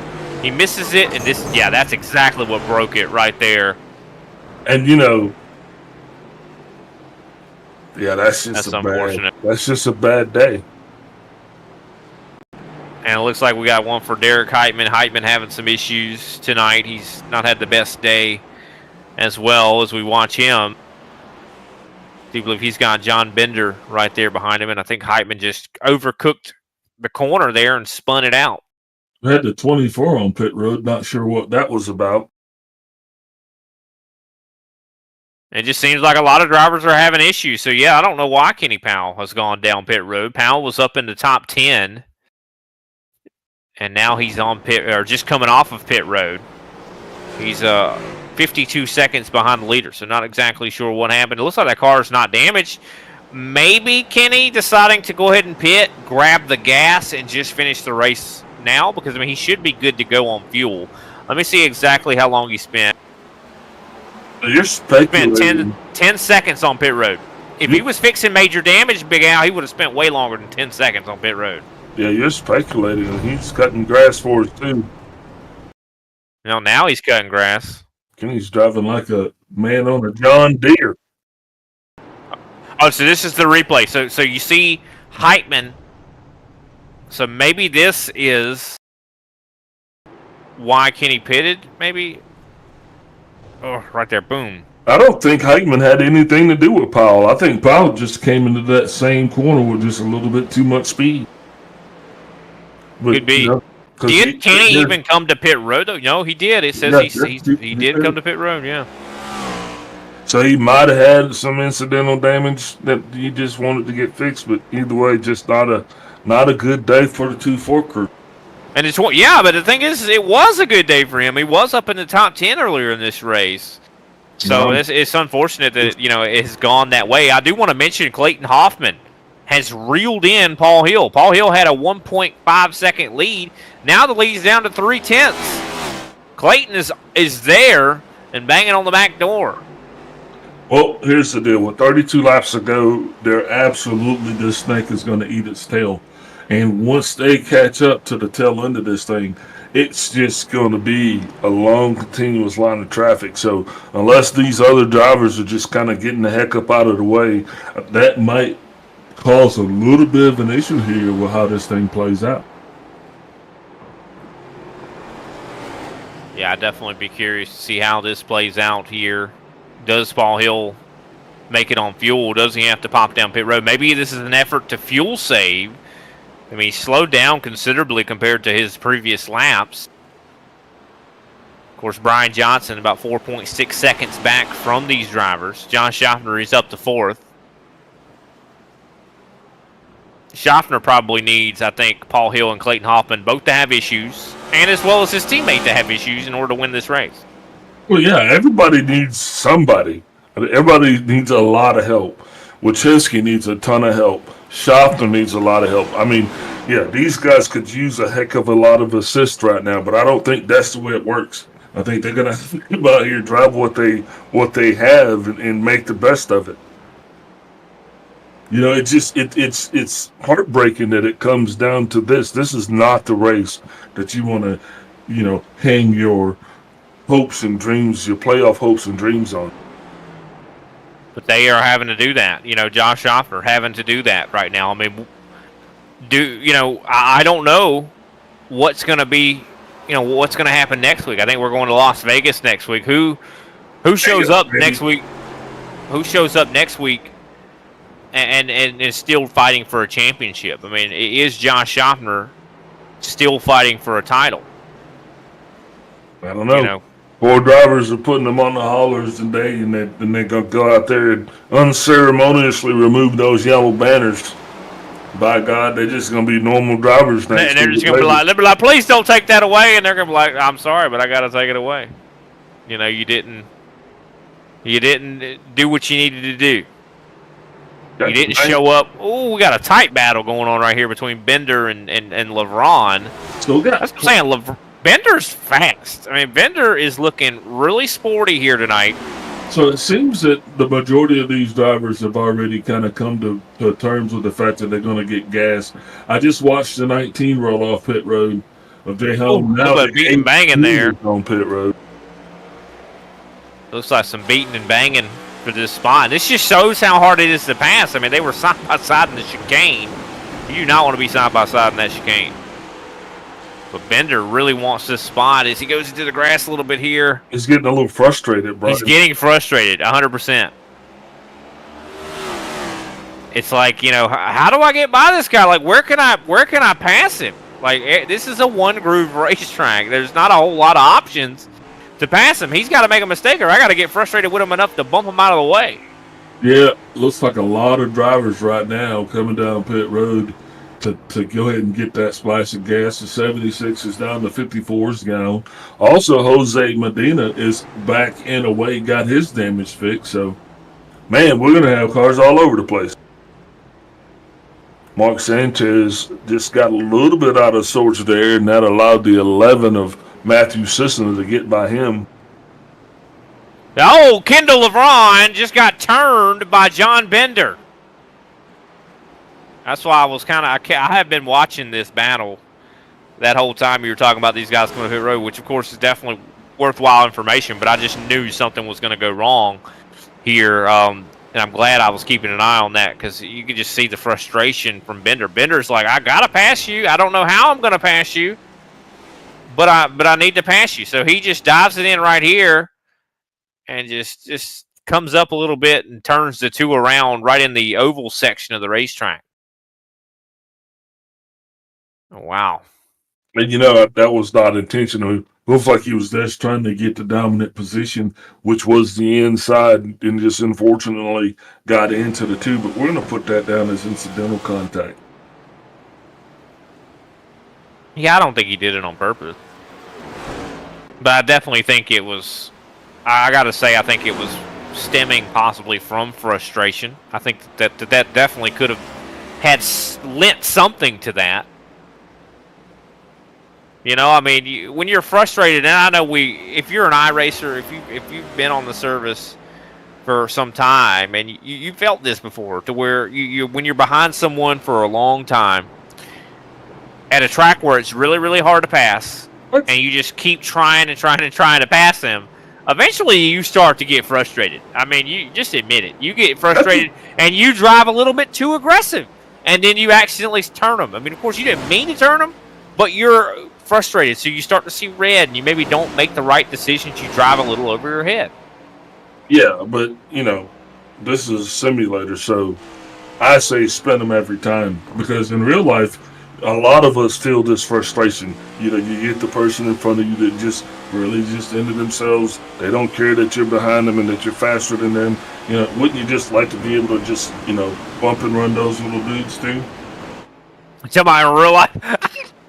Absolutely. Oh my goodness! Oh, this be going down Main Street, just turn someone. Wow. Man, remind me. I'm so glad I don't live where you live at, Big Al. Because I get Big Al get behind me, that Big Al just turned me. It was just a suggestion. It was just you just be like, Rubbin's racing, get over it. Like, we're on Main Street. This ain't a racetrack.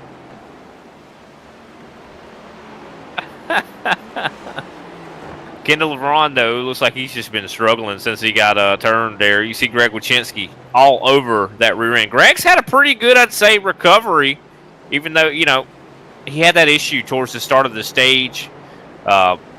He's well off, I'd say, the leaders. He's got about 44 seconds to get up there to Paul Hill, which I don't think that's going to be feasible for sure. But he still is running quick enough to give Kendall LeBron a hard time. A lot of people giving Kendall LeBron a hard time here tonight. Also want to say J.C. Evans running pretty well here tonight, up to 9th. I know we saw him, I think you said we saw him hit the wall a little bit earlier in this race. Yes. J.C. Evans definitely been struggling a little bit there with the 9 car. Man, he's up in 10th or 9th right now, top 10. That's good. I'm just sitting here watching, and if you're sitting at home and you're looking up at that board right there, and you see where it's, Paul Hill, then you see Clayton Hoffman in second. There's a second behind Hill. Then you got 4 seconds behind Hoffman. You got Johnson. Then 3 seconds behind him, you got Schafter. And then 5th place is 10 seconds. Yeah. Seconds. No, I mean, you're not seeing wrong. That's definitely what we're seeing as we see Matthew Cisna having an issue. As he falls back to 13th. Not sure exactly what happened. We're going to see if we can queue up a replay. As Matthew Cisna, he's had a rough day today. He was just involved in that crash with Greg Wyszynski a little bit ago, so I'm sure he's a little bit hot under the collar right now as well. Look, man. He locks it up. Oh, this track is handing out rough days like candy on Halloween, all right? Because everybody does. It's like Oprah out here. You get a rough day. You get a rough day. Because the only people that look like they're actually having fun right now, I'm going to say it's going to be the dang 26 and the 92. Everybody else looks like they're in a little bit of anguish. Yeah, no, I think you're right, Big Al. I think you're 100% right. I think some of these guys are like, man, could this day be over at some point? Like, I mean, ooh, they're almost getting ready to have a wreck here. Mark Sanchez just minding his own business. There's going to be 3 wide at the Roval. Yeah, I think these. I gotta say, I mean, Cisna's probably upset right now. I think all these guys. I bet about half the field's upset right now. they're like, when is this race gonna end? And I'm not saying that up here in the booth. I think this is fantastically entertaining. But I'm saying the guys down there that are behind the seats that are struggling, it's not fun for them as we see Jose Medina He coming to pit road. He might be hanging it up. I was in the car. Oh, Jose Medina has a black flag. I was in the cars behind the wall. Looks like he's got some required repairs. I think we got something here for Kenny Powell. Not exactly sure, but it looks like Kenny Powell's going to do a little bit of Dukes of Hazzard action. Manages to avoid the outside wall, though. That's good. He's just going to cut a little bit of grass for us. That was, you know, that if that's the worst accident that Kenny has, I'd say that's not too bad, because he didn't hit the outside wall. You know, that outside wall will break your toe link, and of course we see now Kenny Powell has encountered the leader, Paul Hill, all over the rear end, and this is exactly what Clayton needs. Clayton needs Paul Hill to have problems with lap cars. It's exactly what Josh Shopper needs. He needs him to have problems with lap cars. But unfortunately, I think everybody is having trouble with lap cars, not even just the leaders. As Brian Johnson just struggled to get by the 54 Randy Drumhiller. The 44, I think. No, it's 54 of Randy Mullins. Randy Mullins, I'm sorry. Yeah, and Randy has not had an easy day either. Randy Mullins has not had a good day. He was involved in that. Well, at least he was slowed down by that incident earlier with Greg Wyszynski.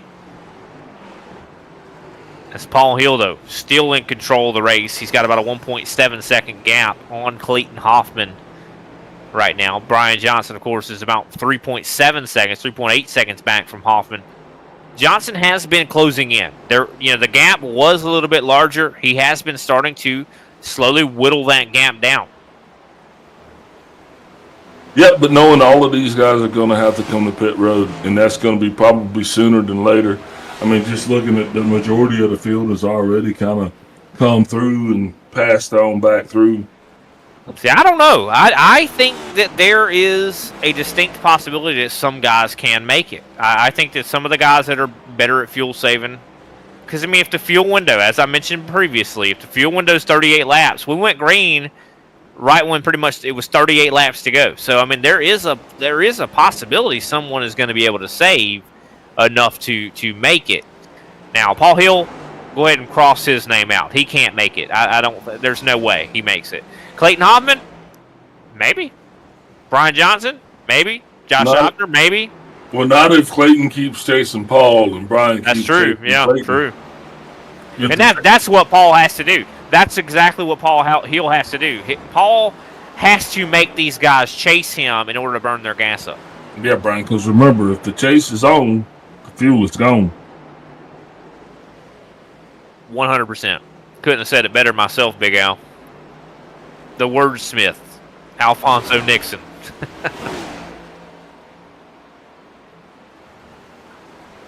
But, of course, Paul Hill out front right now. I think now is a good time. We'll take a step away. We'll pay some attention to our sponsors. We'll be right back with some more racing here at the Charlotte Roval.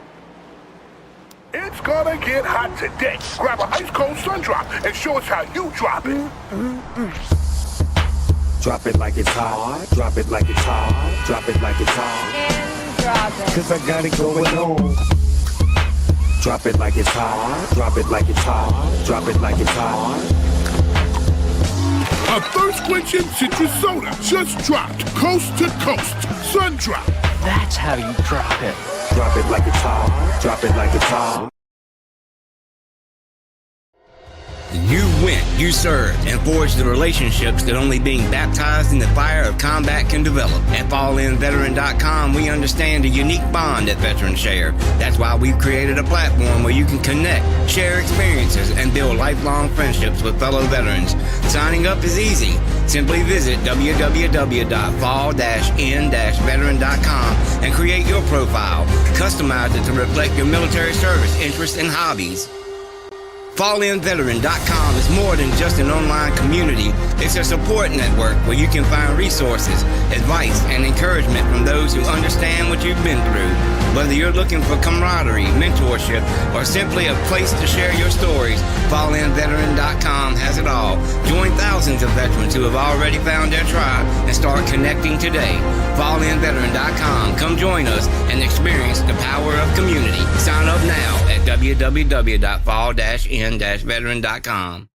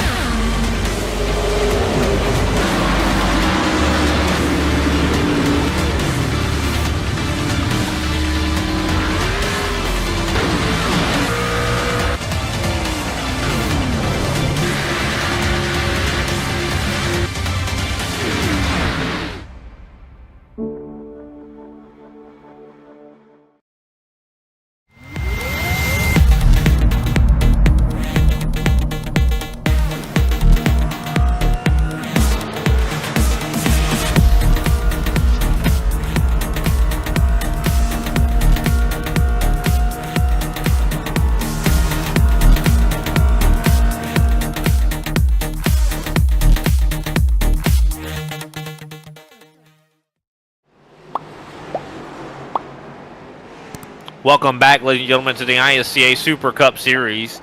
I do believe we've had some issues during the ads. We saw Greg Wyszynski have some issues, as well as Jose Medina. I think we're going to see exactly what happened here to Wyszynski in the 5 car. He was up in 9th.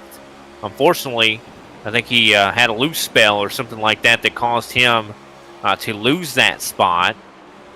As he come up on, I do believe that is the 74 of Paul Whitney. It looks like he just missed. He was trying to pass the 74, and I think he just overcooked it just a little bit on the entry of the chicane. And I think we have Jose Medina lined up as well to see exactly what happened to him. It seems like, as our producer said, he was up to some mischief, and that mischief is almost hitting the wall there in the chicane. Ooh. I got to give Jose a lot of credit. And I know exactly why Jose was being so cautious to get back going, because if we recall, at the Watkins Glen race just a few weeks ago, Josh Schaffner, unfortunately, encountered a Jose Medina in the chicane at Watkins Glen. And I think Jose did not want to cause someone else issues again like that. So good on Jose. Got to give him a lot of respect. Here comes Paul Hill to pit road, green flag pit stop from the leader. As, of course, I mentioned, he does not have enough fuel to make it. It looks like he's going to be probably, I would assume he's just probably going to be doing like a splash, just some gas in that race car. Yeah, I mean, everybody is going to have to take that same trip. I do believe that is going to be the case. So it was just a matter of time before he came down. Brian Johnson also down the pit road. He's getting his gas to go. Is he? No, Brian Johnson's still on the racetrack, 21 laps on his equipment. I don't believe he's come to pit road yet. Oh, man. But, yeah, no, I don't know. I mean, I'm not sold that everybody can't make it. I just disagree with you a little bit, Big Al. I think that and that's just me. I think Clayton or Brian, I think they're slowing down a little bit. Their lap times are not as fast as they have been previously, and I think a lot of that might have to do with tire or fuel saving. I think they're trying to make an extra lap, or just to be able to have a little bit of a cushion. But I will say, Paul Hill came out of pit road about 23 seconds back behind the leader, Clayton Hoffman. So he might, if he's fast enough, could still get into to the podium or even challenge for the lead. He's just going to have to really work hard. And he's going to need, if Clayton, if Brian, if Josh can't make it on gas, then yeah, I think that Paul's, he's got the checkered flag. But definitely anything can happen here. I love these kind of races though, to where we don't know if somebody can make it on fuel or not, and I hate to say it, even though it's kind of a tragedy for the driver that it happens to, it makes for good TV when someone runs out of gas in the last corner. Speaking of running out of gas, Josh Schaffner has made it up to 3rd place. Yeah, Schaffner, just in desperation mode, I'd say, and he's had some things that have gone wrong in this race, but things have also gone pretty well for him as well. I mean, he's up in 3rd right now. But he needs. I'm not sure if he can point his way in. He would absolutely have to have somebody that's like right on the cut line, above the cut line, have a awful, awful, awful race for him to be able to jump above them. I think that's what would have to happen here. But look here, though. He's in 3rd place. At this stage of the race, to be in 3rd place, that's pretty dang good spot to be in with 17 to go. Well, now, when I said about someone would have to have a awful race, well, Alexander Carr, I do believe, is in 8th in the points right now, above the cut line by just 14 points. He right now is, I do believe, in 20th or something like that. So he's having an awful day. Alexander Carr has not, I don't believe, gotten any stage points either. So that could work in Josh Schaffner's favor and get him above the cut line. So it's not out of the realm of possibility that Schaffner points his way in. Now that I'm looking at it, because I mean, under the break, I kind of pulled up the standings just to kind of get a little bit of an idea of is there a possibility, that maybe Schaffner, maybe someone works their way above that cut line. And what it takes is someone having a ridiculously bad day and you having a good day. That's exactly what it takes. And I think Alexander Carr is having that ridiculously bad day here today. He's in 20th. Also, Mark Sanchez not having a great day. He's in 15th. He's right below the cut line. If you could jump him, you might be able to get above that cut line, So, I mean, a lot could, it just really just depends. Can Schaffner continue this momentum? Can he stay in 3rd and save his day? I mean, imagine, I bet he will definitely be very much appreciative of that top 8 position to be able to have the ability to continue. Oh, problems for Derek Heitman. Problems. See, Derek Heitman, he has had a rough day. Greg Wachinski was right stacked up in the midst of that also. Derek Heitman now has a black flag. Greg Wachinski's black flag has a red dot on it. And I wouldn't be surprised that Wachinski's red dot black flag is probably an incident limit. He's probably hit the incident limit, has to serve a drive-through penalty.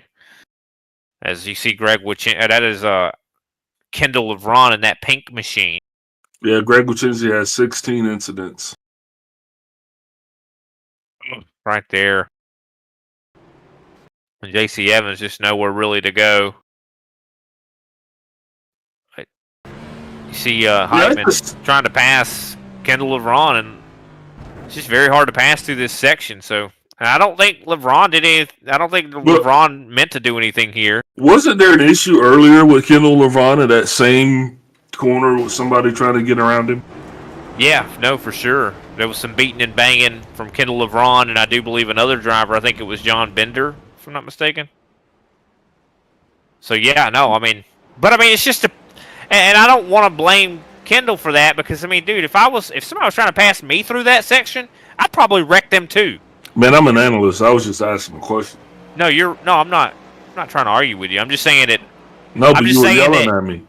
I don't mean to yell at you, Big Al. I'm sorry. No, I'm just kidding. But you get what I'm saying. Those chicanes, like, dude, it's hard to be side by side through those chicanes. Yeah, absolutely. And you said it 100 times tonight. I mean, this is for the most part, this is a single groove racetrack. I mean, you really have to have. That's the thing about road racing is you really kind of have to have a strategy to pass. You can't make mistakes. You can't make mistakes. You have to, like you said, strategy. That has to be the way to pass. I mean, use pit road to jump people. As we see, of course, Greg Wyszynski on pit road here. Been there for a while. He's getting damage fixed. Yeah, and he's probably got quite a bit of it. I mean, he's been involved in a few crashes here tonight. Now, I do want to mention only 9 drivers still on the lead lap at the moment. Clayton Hoffman is your leader. I was wondering, are those cracks, are those in his graphics, or is that his car? Yeah, is that the paint scheme or is that actual damage? I don't know. Yeah, it looks like damage. It could be both. I don't know. You got the patina effect on that thing, the wrecked effect.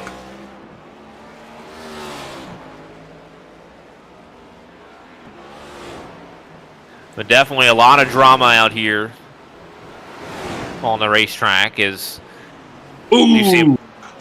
has a little bit of a misstep there as he was coming up on the chicane. He was dancing a little bit with Mr. Evans, and I think he just kind of stepped on his feet. Yeah, Matthew Cisna right now in 10th place. Was battling, I do believe, with Randy Drumhiller. I think that's what was going on, but he's now up to 10th. He's the first car a lap down. And, of course, he's had an up and down day. Cisna's had an up and down day, but something's to be said that he's in 10th. I mean, that's pretty good for a road course. Got to give him some credit there. Yeah, he's definitely... He's been no stranger to controversy here today. And I don't mean he's just out there just getting into everything, but he has been in some things. His day has not been blemish-free for sure. I mean, this has been a hard, arduous day for a lot of these drivers. I mean, some guys look like they're having fun. Other guys just look like they're just the bug today. Yeah, no, 100%. Sometimes you're the bug, sometimes you're the windshield. And I think a lot of these guys have been the bug. For sure. Clayton Hoffman, though, he's been taking full advantage of this race here. And one thing I'm noticing, though, is Clayton is not going full speed. 121.1 last time by. That's like a second or so off of what he usually has been running. And I think a lot of one lap he might slow down just to kind of save gas, and then one lap he'll start turning faster laps again. And I think that's what we see Clayton do a lot, though. He's maintaining that gap between him and Brian Johnson. He doesn't want Brian to really, get too close to him, but while also still saving fuel. Of course, Johnson's about 3.5 seconds back. Josh Schaffner is 10 seconds back from Brian Johnson. Of course, Paul Hill, he's about 8 seconds back from Schaffner. So pretty big gaps between this top 4, top 5. Of course, now only 8 drivers on the lead lap. Kendall LeBron in 8th. He is the last driver on the lead lap. J.C. Evans just went a lap down. Now on lap 57. You see Greg Wyszynski still on pit road there.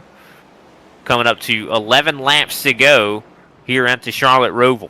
So time is definitely running out. Clayton Hoffman to pit road. Man. So Clayton Hoffman coming to pit road apparently does not think he has enough fuel to make it. And I could have been way off base. Maybe no one has enough gas to make it. Because if Clayton's coming down, it might be the case. So he gives up the lead. Brian Johnson is going to move to the top spot of the podium. But then that means that Josh Schaffner's got to pit as well as Clayton Hoffman, Brian Johnson.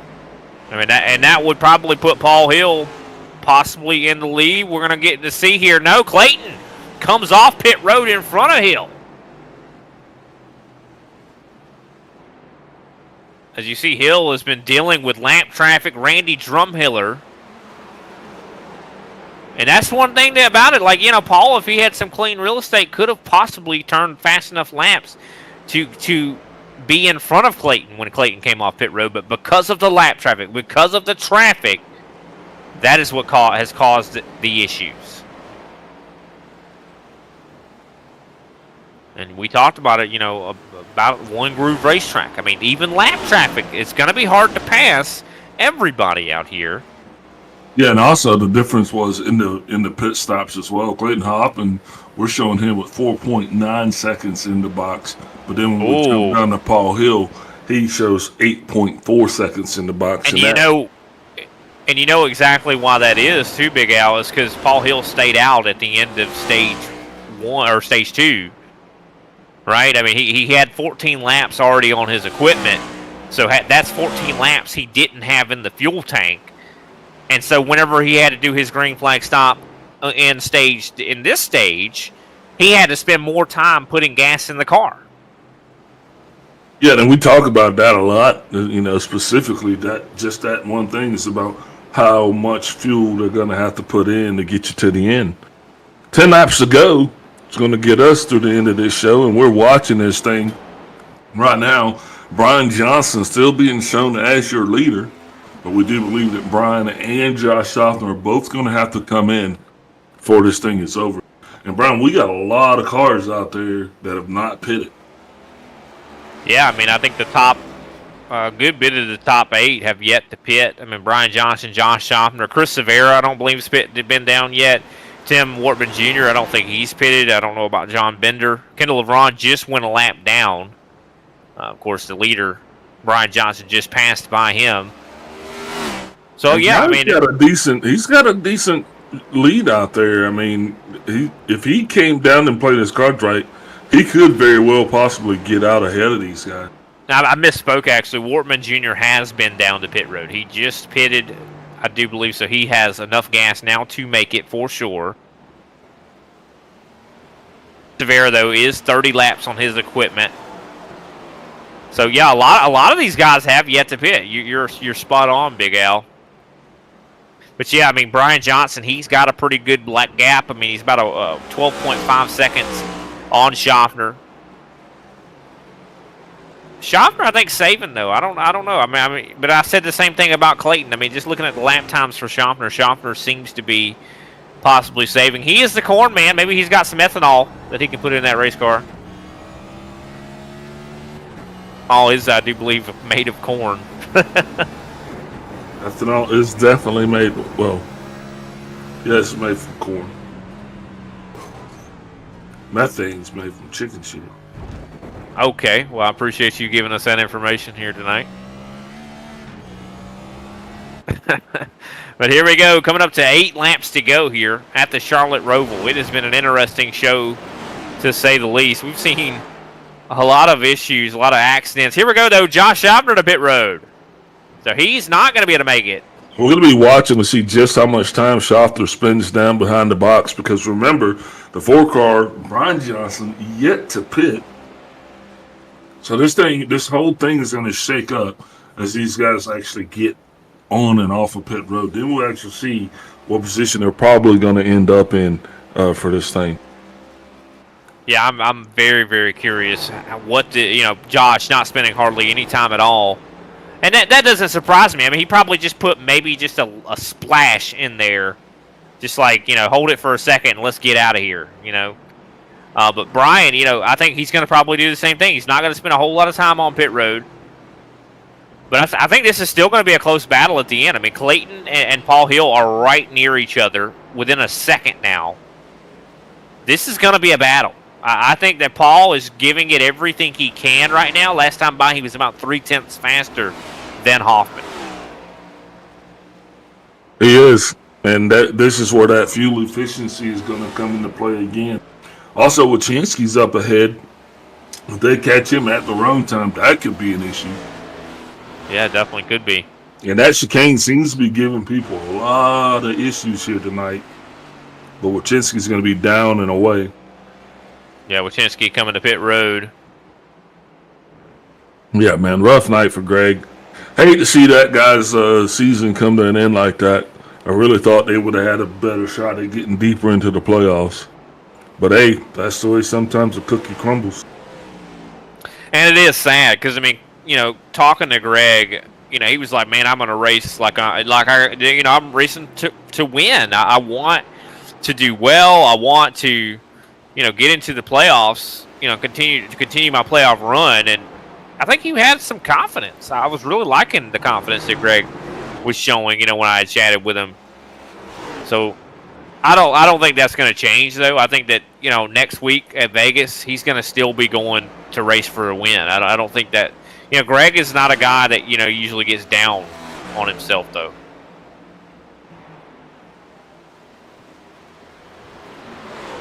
Yeah, you can't. It's one of those things, man. You got to have short memory when it comes to racing around here. Here comes Johnson to pit road. The 4 machine, stage 2 winner. Where does he come out? How much gas does he take? Of course, you see Clayton Hoffman about 9 seconds back. Here he comes. Clayton is going to possibly take this position from him. You see he comes to stop in his box. I do believe Clayton Hoffman, yes, he is going to pass him. And Hoffman is your leader. Hoffman has 1.8 seconds back to Paul Hill. As long as Clayton does not make any mistakes, can the 92 grab this win? Will he be able to do it as we're coming up to 5 laps to go? I'm going to tell you what, the 6 is not just going to let him have it. That's for certain. I mean, the 26, Paul Hill's going to be right there every second. He is going to be trying to get his wings out there just so Clayton knows. Man, what a difference a week makes also. Mark Sanchez not having a good night here tonight. I mean, I don't think it's just Sanchez. I think a lot of guys are not having a good night here tonight. They're struggling. Well, I mean, much. To be fair, only 9 cars out of the 23 that started this thing are still on the lead lap. And this is a highly technical road course / oval, and you know, Kenny Powell having some woes here as well. A lot of these guys, I'll tell you, they just want this to be over. They're just like, man, can this end? Can we go to an oval? You know, a lot of the NASCAR guys are like that. You know, it's just, this is not something, this is out of their wheelhouse. At least with Watkins Glen. Watkins Glen's a track that, you know, a lot of these guys know, I think, a lot better, right? This is not that track. This is a little bit of more of a technical track than Watkins Glen. Watkins Glen has smoother corners. I mean, this track you attack these curbs, you know, these and it bounces the car up, and I just feel like this is a very physical racetrack. A lot of pitch changes on this track. It's a very physical racetrack.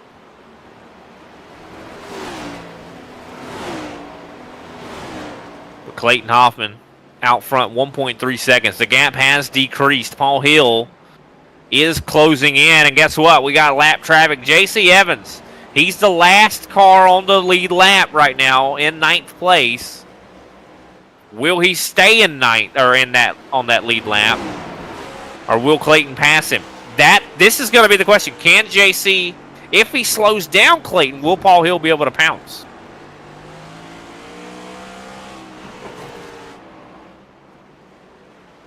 And if both of these drivers get slowed down, Paul Hill and Clayton Hoffman, can Brian Johnson take advantage? Brian Johnson is 2 seconds back from these drivers. You can see him right there. There's Brian Johnson. Just a little, right there he goes. He kind of shows up on the screen. He's right there. I mean, he's not very far back at all. Well, you best believe that Paul Hill's doing everything in his power to reel in that 92. He is going to let the 92 car know that he is there, and that is going to happen before we get to the end of this thing. There's not a doubt in my mind. And when those two start to battle, and they rattle each other's cages, the 4 car, I mean, he still has a shot. I mean, he is not out of this thing yet. That's for sure. If they start battling hard, there could be a chance, an opportunity for the 4 to get the victory here. As look at the distance that the 26 is able to kind of close right there. I mean, half a second. He's right there. He's in spitting distance right now. There is a likelihood that there could be an opportunity for the 26 to make a move. Oh, he's going to create an opportunity, and that's what drivers at this level do. You know, there's no such thing as an opportunity being there. You have to create the opportunity, just like you have to make your own luck. And Paul Hill and Clayton Hoffman, these guys, they make pretty dang good luck, and they create pretty awesome opportunities. And here he comes. I mean, this infield section, you could tell that Hill knows what he's doing around here. Very efficient, Paul Hill is, as he closes in even more on the back end of the 92. Ooh. Locks it up a little bit. He's going to lose a little bit of time because of that. You saw the tire lock up. He's just trying to do everything he can to. But he's annoying. He's annoying the heck out of Clayton Hoffman because he's putting that pressure on Clayton to be perfect. And Clayton is feeling that. And, you know, when you can put pressure on a guy like Clayton Hoffman, you know, that's a feat in itself. But he's definitely feeling the fact that Hill is back there, and he's just really waiting on him to just make any mistake. And there comes Brian. I mean, Brian Johnson's right there. It's almost like we talked about this. They're right here. Coming up now to 2 laps to go. And this is getting exciting. This is going to be 2 laps of action here at the Charlotte Roval. Who's going to win this race? I can't tell you. I don't know. Because, I mean, any one of these 3 drivers could win this thing. Be watching these guys coming into turn 1. Well, that was not a problem. What is Paul Hill willing to do? I was looking at the standings. And Paul Hill has won in the series before. Can he make it 2? I think that's what he's trying to go for here tonight. He backs off a little bit. Now he starts to close in. He seems like he's a little bit quicker in certain areas of the racetrack. But Brian Johnson has closed in a lot. I got to say, this is probably one of Brian Johnson's best road course performances. Yeah, I mean, we've talked about just how much Randy Mullins as well as Brian. Brian's always been a very awesome driver, but yeah, he is really he's stepped his game up a lot here as of late. Yeah, here we go though. Coming up to the white flag lap. Clayton Hoffman right now in control.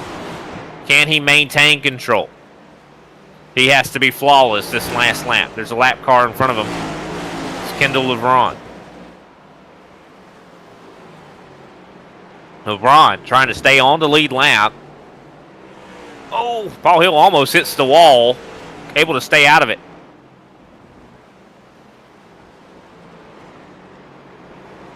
As you see, Brian Johnson seeing the weakness in Paul Hill, tries to attack for second place. It's almost like blood hitting the water. You can see the 4 car wanting to do something to get by this 26.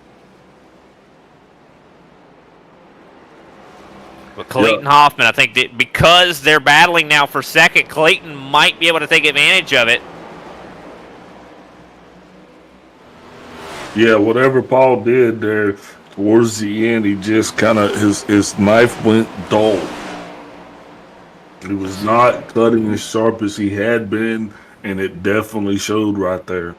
Now Clayton just has a couple more turns before he can actually call this good. Loose spells there for both Paul and Brian. But I think Clayton Hoffman is going to do it. He's going to come out of the oval portion into the final chicane.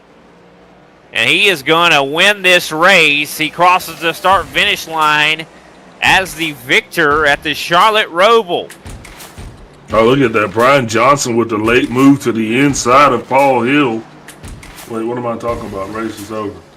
Yeah, I don't think he actually made the pass. I'm the best at calling races that are finished. You're like, he makes the final move. Oh, wait, the race is over. What a race, though. I think all 3 of these guys, these top 3 finishers, you got to think that they have mad respect for one another. Because, I mean, they were the class of the field, all 3 of these guys. And look at that. They're all riding together. I think this is a show of respect to one another. Look at this. I love this, man. It just, you can see these guys are kind of riding together, showing each other some respect.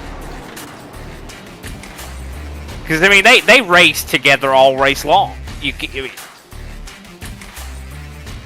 Man, you just love to see it. Clayton Hoffman, though, going to celebrate this victory. And I'll tell you, this guy, ladies and gentlemen, is no stranger to victory lane.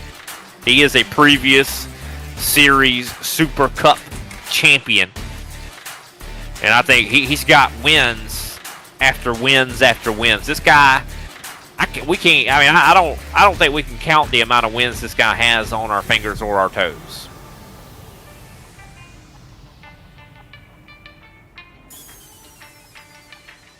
Well, I don't have anything else to pull up after that, so. Yeah. What a race, though, for Clayton Hoffman. I want to watch this celebration. I got to say, this is his best road course performance. Look at Kenny Powell. Is it Kenny? Hey, send it, Kenny. Oh, wow. But here we go. Burnout time for Clayton Hoffman.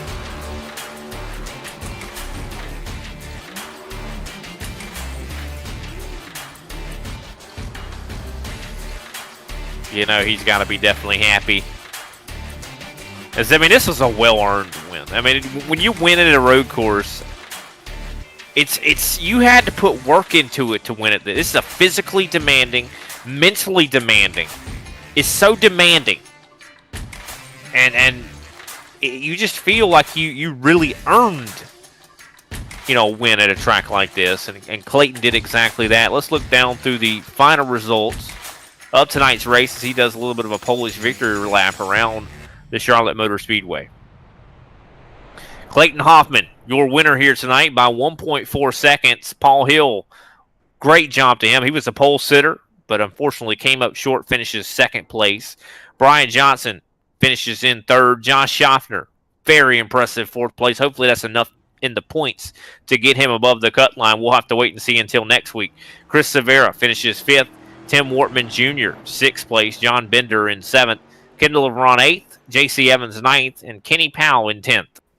Hey, that can put Randy Mullins in 11th with Matthew Cisna on his outside. In 12th, 13th place shows Mark Sanchez. 14th, Paul Whitley the second. 15th, Randy Drumhiller. Jay Home comes in 16th with Greg Wachinski after a very eventful night in 17th. 18th shows Jose Medina. 19th, Alexander Carter second. And Derek Heitman is going to round out the top 20. And, of course, 21st is going to be Greg Carr. 22nd, Patrick Gitter. Unfortunate for him. He had a really good day starting out, but finishes 37 laps down. Paul Olson, of course, he finishes 23rd. With that, we're going to take a step away. We'll be right back, and we'll talk to our top three podium finishers. It's gonna get hot today. Grab an ice cold sun drop and show us how you drop it. Drop it like it's hot. Drop it like it's hot. Drop it like it's hot. Cause I got it going on.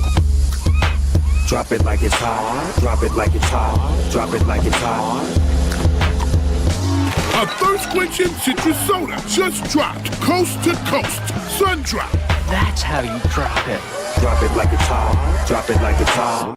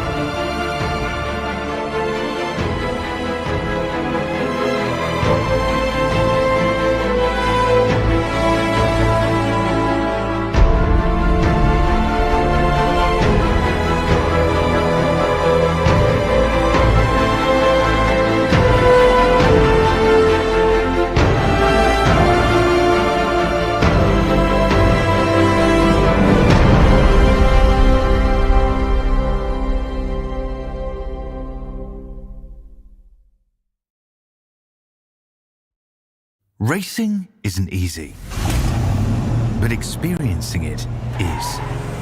iRacing puts you in the driver's seat with the industry's leading sim racing game. Drive on laser scan replicas of the greatest racing circuits from around the world. Go head-to-head against other drivers chosen by skill-based matchmaking to ensure competitive racing at every level. Compete across all your favorite series. In officially licensed cars, engineered to deliver the most accurate driving experience possible.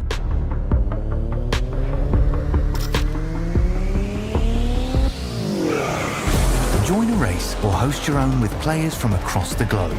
Race against the computer or in a league with friends. Feel the thrill behind the wheel. Visit iRacing.com.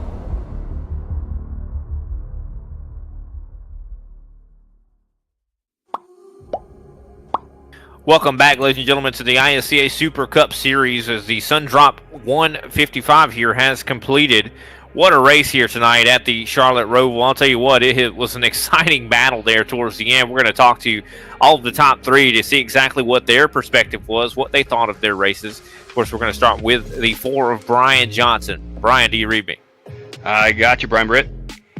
Yes, sir. Definitely a good run for you, Brian. You won stage number 2, and I thought someone would have enough gas to maybe make it to the end there. Was there any hope? How short was it? Oh, no, I was a couple laps short. So I had clean track, so I just stayed out there as long as I could to make up ground, so to run the best lap times I could. So it worked out. I was able to gain some ground on Clayton and Paul there at the end. No, you definitely did. I mean, it was a 3-car battle there for the win. I mean, what could you have done? Because, I mean, you caught up to Paul while Paul was trying to make something happen on Clayton. I mean, what was the options? It doesn't seem like there was a lot of them.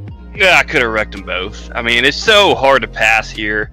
Even if you catch somebody, even if you're a couple of tenths faster than somebody, you know, there's not a lot of passing opportunities at this track. So you either have to put pressure on them, which I was trying to, and Paul didn't break, so kudos to him. But yeah, you have to put pressure on folks and see if they make a mistake and then take advantage of them, or just flat out dump them. And hey, I want to first apologize. Speaking of dumping, I want to apologize to Derek. I full on shipped him in the bus stop that beginning of the second stage, so I just want to apologize to him for that.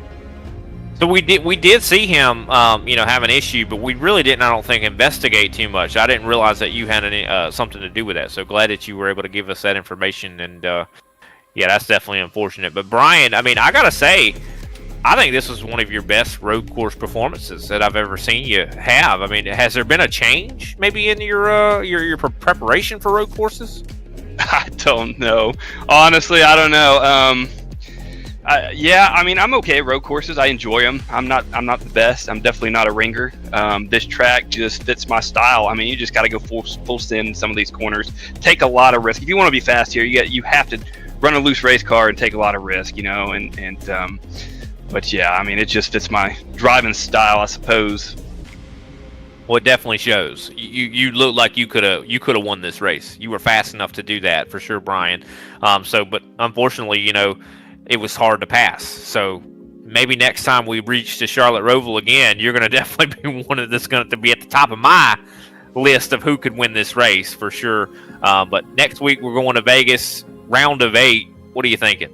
Yeah, I think we got a pretty good shot. We got a pretty good setup for Vegas. I think we did pretty good last time we were here. So yeah, we'll put in some work and tune up on the set that we have and go from there.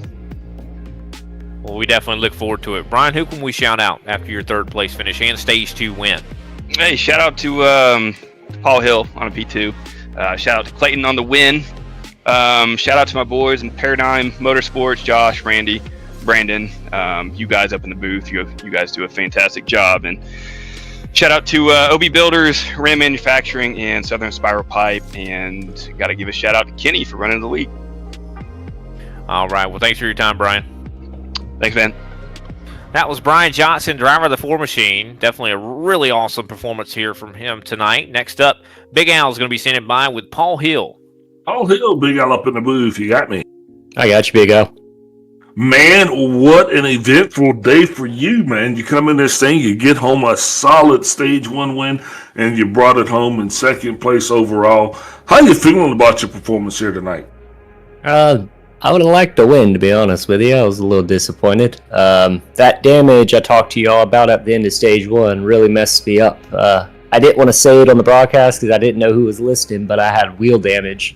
It was fighting me, but Clayton, he made an awesome call. I knew I didn't have the talent to save fuel, so I went ahead and just made my bed and decided not to pit there at the end of stage 2 and just see if I could, go fast enough to get away from them. But Clayton kept up with me and made the better strategy call, and that was a lot of fun there with him and Brian catching up to us there at the end. I want to shout out him for not dumping me in the last bus stop because he definitely had the opportunity to. So thank you for not doing that. But that was a lot of fun. Yeah, definitely. It looked like so much fun from up here at our vantage point. But man, just a little bit off. Do you think if you would have put some laps down, that would have been the difference?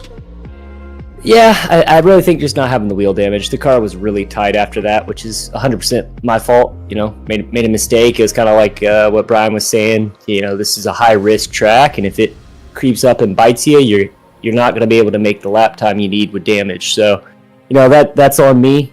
Clayton, kept his car clean. Brian kept their car clean, and they were able to put together really, really solid, races all together. Well, you got to feel a little bit more relaxed as we head into Vegas next week. No gambles for you. You're going in there with a pretty much a good, solid points position. How does that make you feel? Good. I'm not in the playoffs, but I think I'm one of the highest guys that are non-playoff. Best of the rest, I guess you could say. So that's cool. Just keep trying to get these wins. That's all I can really do at this point. Is just try to disrupt and get some wins here or there, but haven't been able to do it yet in these playoffs, but I'm trying. So is Vegas a strong track for you, or are you going to struggle a little bit? I'm going to be completely honest. I haven't raced any of the tracks that are left on the circuit besides Martinsville, so it's all going to be new for me. Yeah, well, we've heard that before. I'm just saying in this league especially, but man, I'm interested to see how you're going to do. But anyway, who you shouting out tonight for your Stage 1 win and your overall P2? Well, I want to thank all the guys at Team Conti Sim Performance. Patrick Gator, Derek Heitman, Matt DiCiani. Unfortunately, wasn't here tonight, busy with work, but him as well. I want to shout out you guys up in the booth. Of course, Dent Slayer, like always, and Kenny for putting on the league, and Brian and Clayton for that fun last lap battle there. All right, brother. Appreciation. That's all. And as I always say, don't party too hard. We'll see you next week. I appreciate it, Big Al. Alrighty, that was the 26 of Paul Hill. Really awesome performance. I was thinking that this was going to be a victory and for him, considering he started from the pole, but unfortunately not able to get that victory due to some wheel damage, as well as Clayton Hoffman able to get the victory here, though, at the Charlotte Road one. I don't mean to make it sound like he lucked into it, because he sure didn't. He earned this one here tonight. Clayton, do you read me? Yes, sir. Clayton, I mean, what a fantastic performance from you here. I got to say, you always say this same thing. I'm not a road course racer, right? I mean, but it looked like you could have fooled us with the race you put on here today. I mean, you were one of the fastest cars out there by a good margin. I mean, what was the key to your performance here tonight? Probably just from, a couple of years ago, I went pretty hard trying to learn the track, try to, see if I could be competitive. And I think that's the main reason why, because I'd say I probably only did about 25 laps, maybe 30 laps total before the session tonight, and I think I doubled that in the practice session, doing a bunch of laps there to try and refamiliarize. And then I think a lot of it was just I made some good changes to my road course setup. I think I still have some more things to work on still with it, and I can't say I've worked super hard at road course setups because it just takes so long to put in the laps to really try a lot of stuff. So I think that was the biggest change here, is just a road course I'm familiar with, and made some good changes to the setup. Well, it definitely paid off. I mean, what was going through your mind, though, on those last few laps? I mean, Paul Hill was bearing down on you. Brian Johnson was closing in. What was going on through your mind? I was begging my front tires to get a little grip to carry some center speeds through some of the corners because, the last like 3 or 4 laps, I lost all front turn. Kind of the issue I still have with the setup. I think I made it better in the session before the race, but I still ended up just way too tight, just overheating the fronts and losing all center turn. So I couldn't maintain like any center speed in some of those corners, especially if I cooked the corner or 2 before. I really had to back it off and try to really just not put any heat in the fronts to try and just not go ridiculously slow. Definitely understand that, and I noticed that, like, I don't believe you took tires really the whole race, right?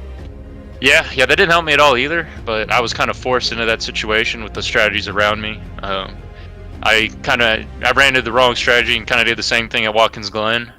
I wasn't sure what I wanted to do at the end of stage 2. Looking back at it now, I should have tried to pit before the pit lane closed and then just stayed out. But I didn't do that, which I also should have done at Watkins Glen. I think that is, compared to what everybody else is doing, I think that would have put me on the best strategy there. But you live, you learn, and then you make the same mistake again next week. That's right. Well, hey, you won the race, so at least you're hoisting the trophy, even though you feel like you did it the wrong way. Yeah, I think I got some good luck there, Brian. I think it was more good luck than it was a driver, honestly.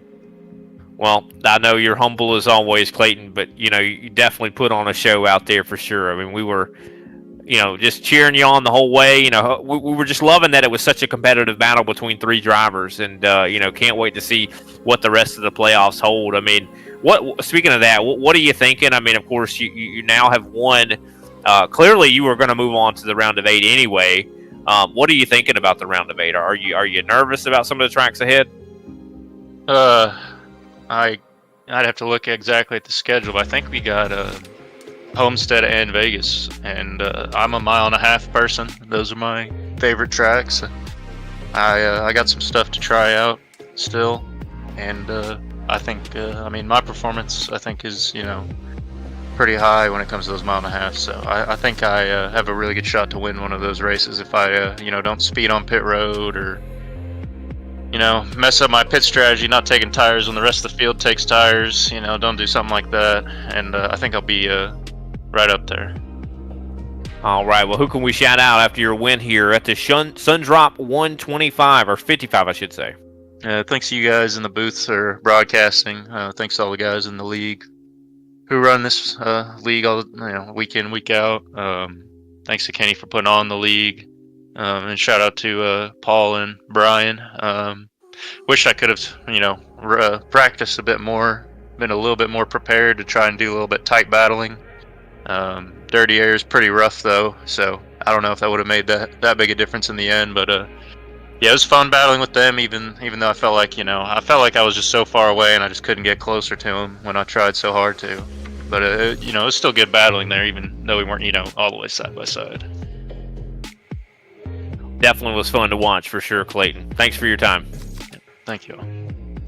Alrighty, that was Clayton Hoffman, driver of the 92 machine. Definitely a fantastic performance from him and all the rest of the top 3 as well. I mean, Brian Johnson and Paul Hill did a awesome job battling all race long, and also got to give some big credit to Josh Schaffner finishing 4th. I mean, hopefully he might be moving on to the next round. We'll see if that's going to be the case or not.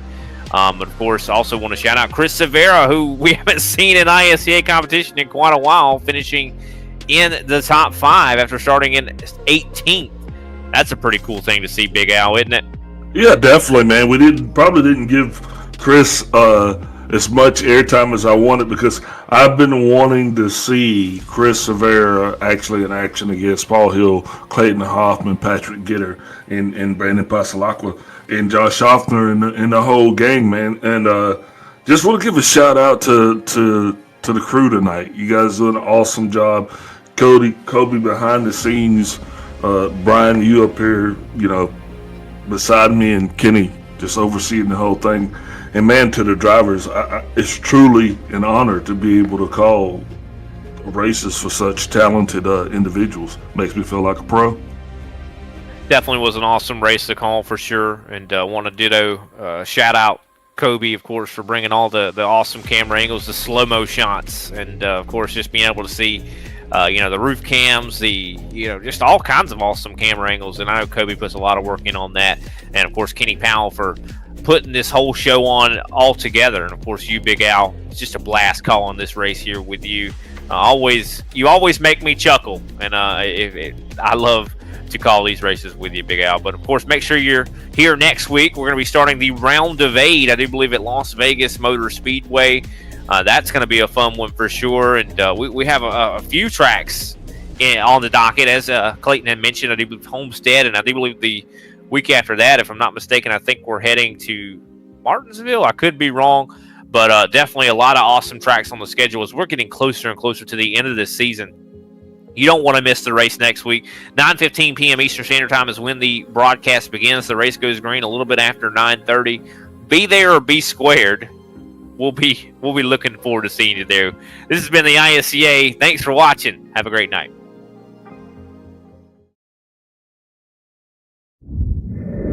I found the ISCA after I'd been in the service for a long time. I'd been in iRacing for well over a decade, and spent most of my time in NASCAR series, a lot of fixed racing for the most part, and really just got to a point in my iRacing career where I really wanted to get involved in open setup racing versus fixed, partially because I was just looking for a little higher level of competition, maybe a little cleaner driving, and maybe get away from some of the challenges that go along with fixed racing on the service. And it took me a while as I was really searching out leagues, because I kind of had a very specific thing I was looking for. A, I wanted to be an established league. B, I just really wanted clean, quality drivers to be racing around. And once I found the ISCA,